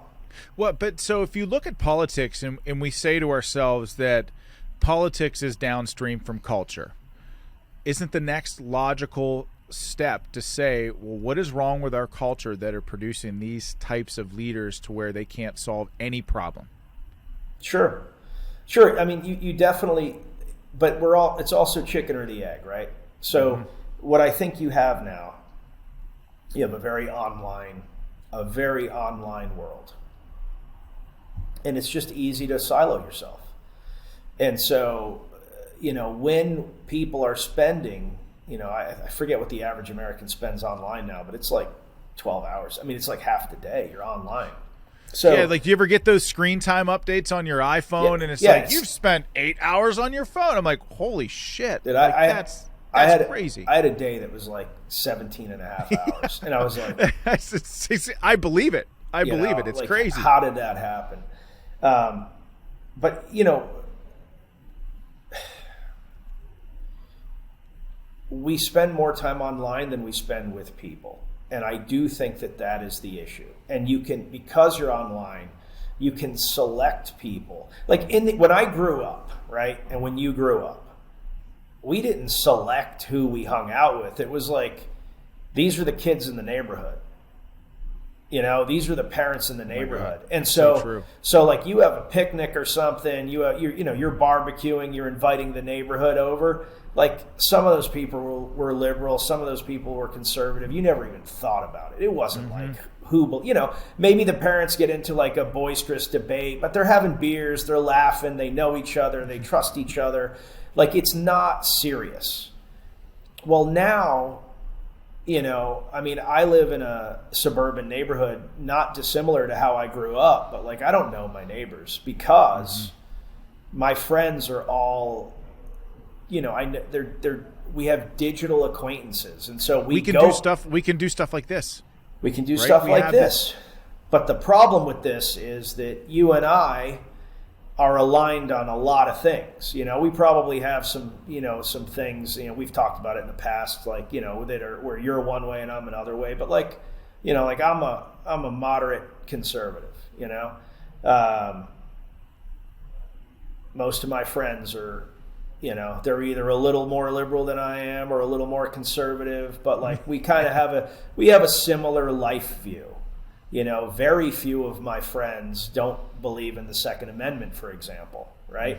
So I rarely have conversations unless I go out and seek them about that topic. And I don't engage in like angry, online stuff with anybody because I respect opinions and I like to understand how people get to them and I like to have those conversations. But online, there's no skin in the game. So somebody meets me online and says, I hate you, you believe in this. They can say whatever. They can go back. They'll screen grab it. They'll show their friends like, hey, I teed off on this blue check today.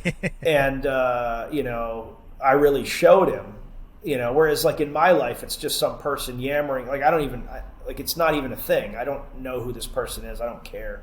But to this person, it's like a meaningful conversation. To me, meaningful conversations are in person. You know? Yeah. You're right. I mean, there is certainly a diffusion of responsibility that comes with hitting that tweet button, where the moment that you hit it, or that the internet, or that the Twitter itself, or whatever website you're using is almost a barrier between what you're saying and how someone else receives it. And I think that diffusion of responsibility is led to great division in this country in some ways, you know, to where there's no way people would talk to you. Never. Like the way that they do in person, the way that they do online. You know what I mean? Like literally has never happened. Online, you know, fuck you, I'll do this to you, I'll do that to you. You know, you think you're this, you think you're that. Right. In person, never had anybody be anything but nice to me. And I don't think that I have either, Nick. I think that you're right. I don't think that I've ever had I've gotten into it with people before in person, right? Yeah, but conversations. It's never been as caustic and hostile as it is on the internet. Yeah. Although there was somebody that commented on me when I jumped into the Senate race, which I thought was amazing. So there are positive examples of this too, where someone's like, we have to stop the personification of Axe body spray from winning the Senate seat in Pennsylvania. And she didn't mention my name, but I knew she was talking about me. Well, you got the hair, man. The hair. It's on point, you know? And come on, who doesn't like a spritz of Axe body spray every now and again, Nick? Yep. So anyways, man, we've been talking for like a real long time. I didn't intend to have you for as long as we've been on. So no worries, man. Can we talk about Dieseljack Media real quick? Sure. Yeah. So now you got this new thing going with Dieseljack, and I mean, what you're doing music videos now, you're doing commercials now, you have a documentary out now about your like part of Save Our Allies, and the documentary is called Send Me, like and this is not the movie that you did with Ranger Up. So like what's next for you with Dieseljack?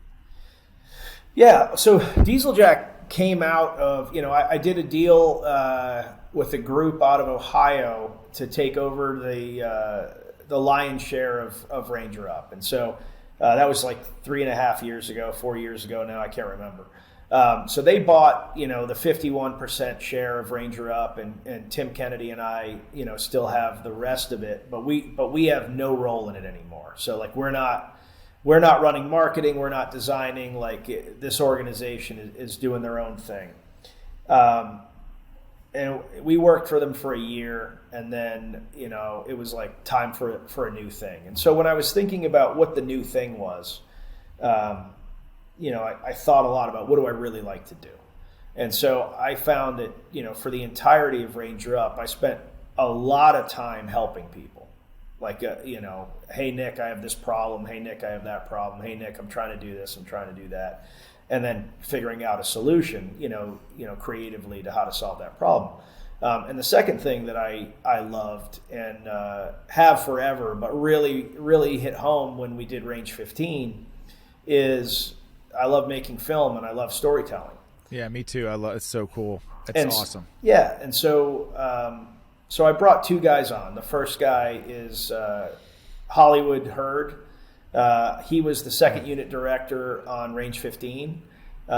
He is a 65-year-old, and he's going to be mad because I said his age. He's a 65-year-old Air Force pilot, and his call sign was Hollywood before Top Gun. And then he moved to Hollywood because his buddy had gotten a gig in Hollywood working on a crew, and when he got out, he was like, "Man, this place is the best.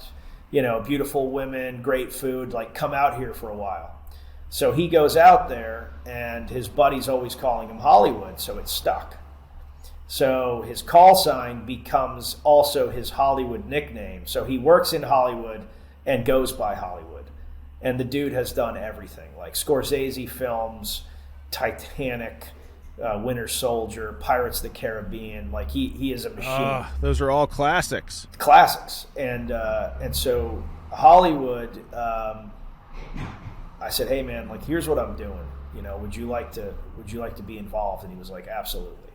So he becomes my director of video.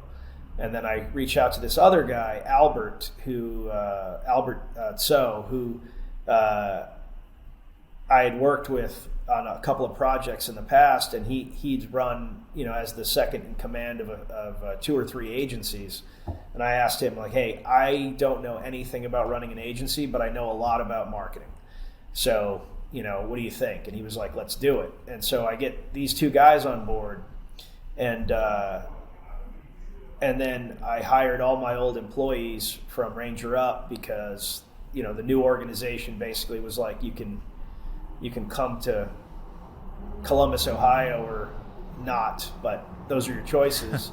Yeah. So I hired all my old employees, and that was the starting point of Dieseljack Media. So fast forward, I think we're about 2.5 years in right now. We had Send Me qualified for Oscar voting. We got bumped. We didn't make the short round because we got bumped by Retrograde that Disney made. Also, they weren't going to have 2 Afghanistan films. It was only going to be 1, so it was either us or Retrograde, and Disney's got a little more cachet than we do. But it was an honor to be considered. That's amazing. We did the Five for Fighting video in Ukraine. Can one man save the world? And Five for Fighting hit the Billboard charts for the first time since the early 2000s. Off of that, we did all the marketing for that video, and we do a ton of commercials for nonprofits and for businesses. Basically, our approach is that we want to tell the story of the organization. We don't think about it like we're going to make a commercial.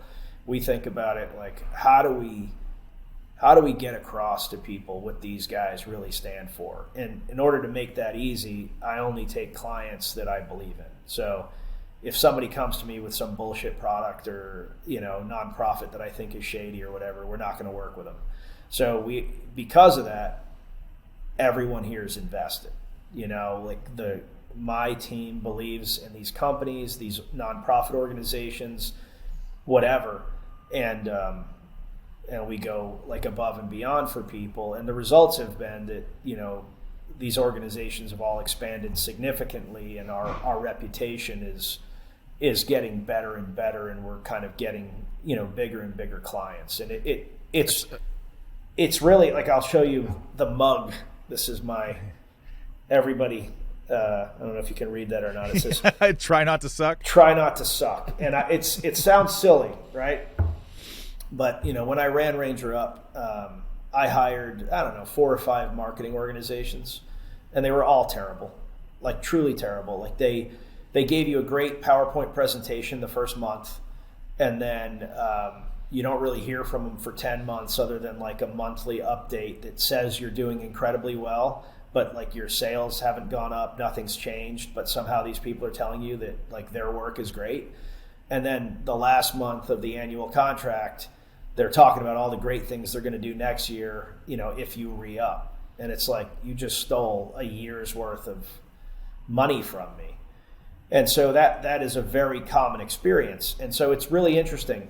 Our second happiest customers are people that have hired us that have never worked with an agency, because they're extremely happy with how much their company has grown, or happy with how much their organization has raised, or awareness, whatever their goals are. But the happiest people that have worked with us are people that have hired a marketing agency in the past, because the experience is so incredibly different. So super proud of this team, super proud of everything that we do.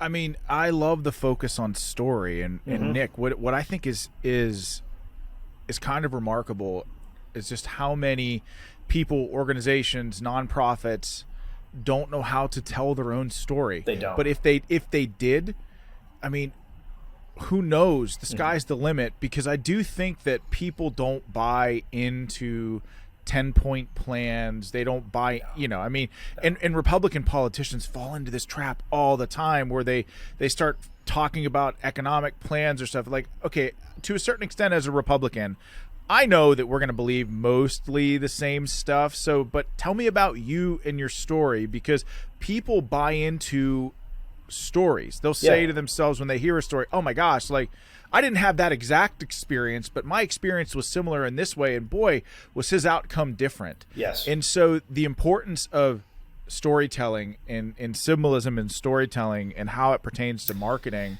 is so important.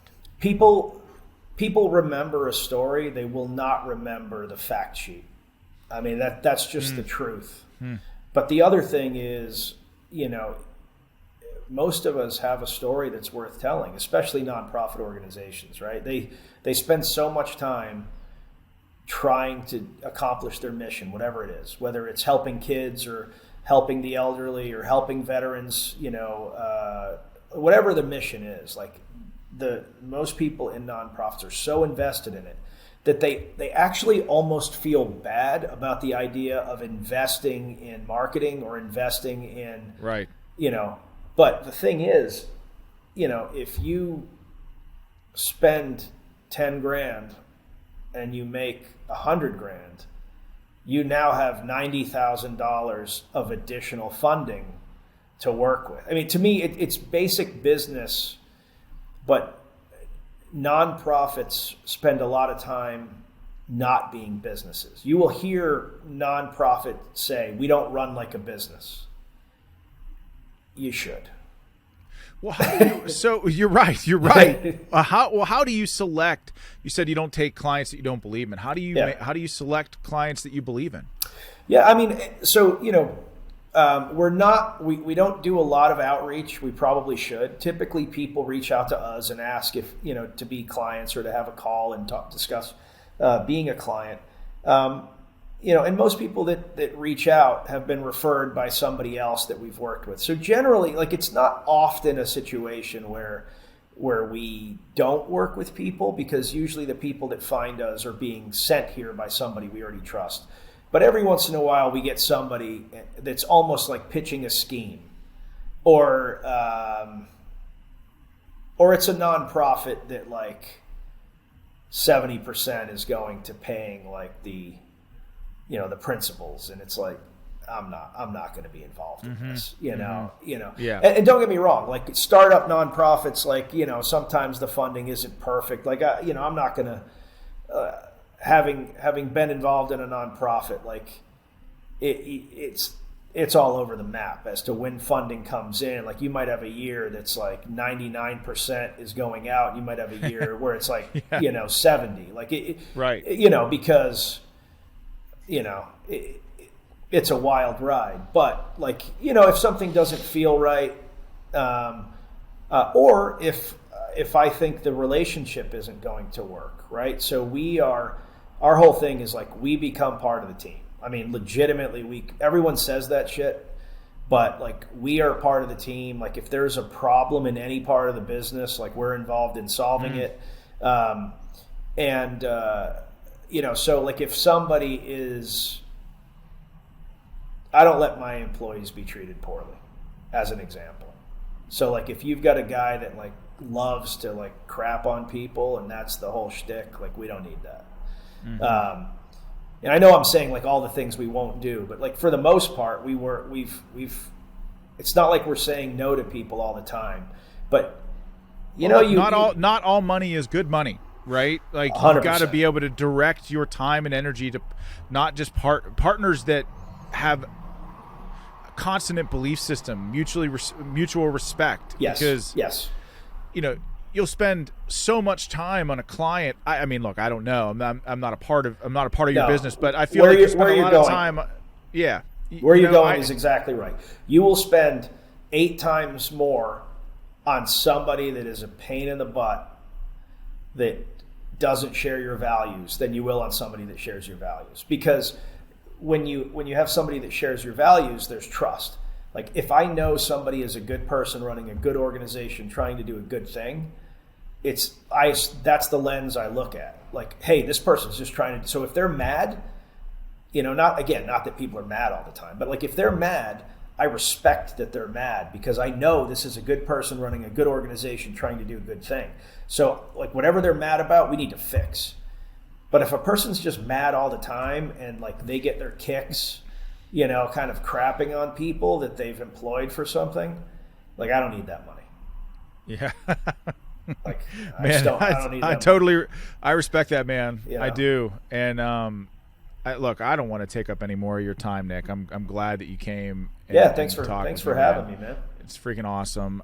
Keep kicking ass and taking names, Nick. I appreciate it. Thanks for coming on Battleground. All right, man. Take care. Later, bro. Bye.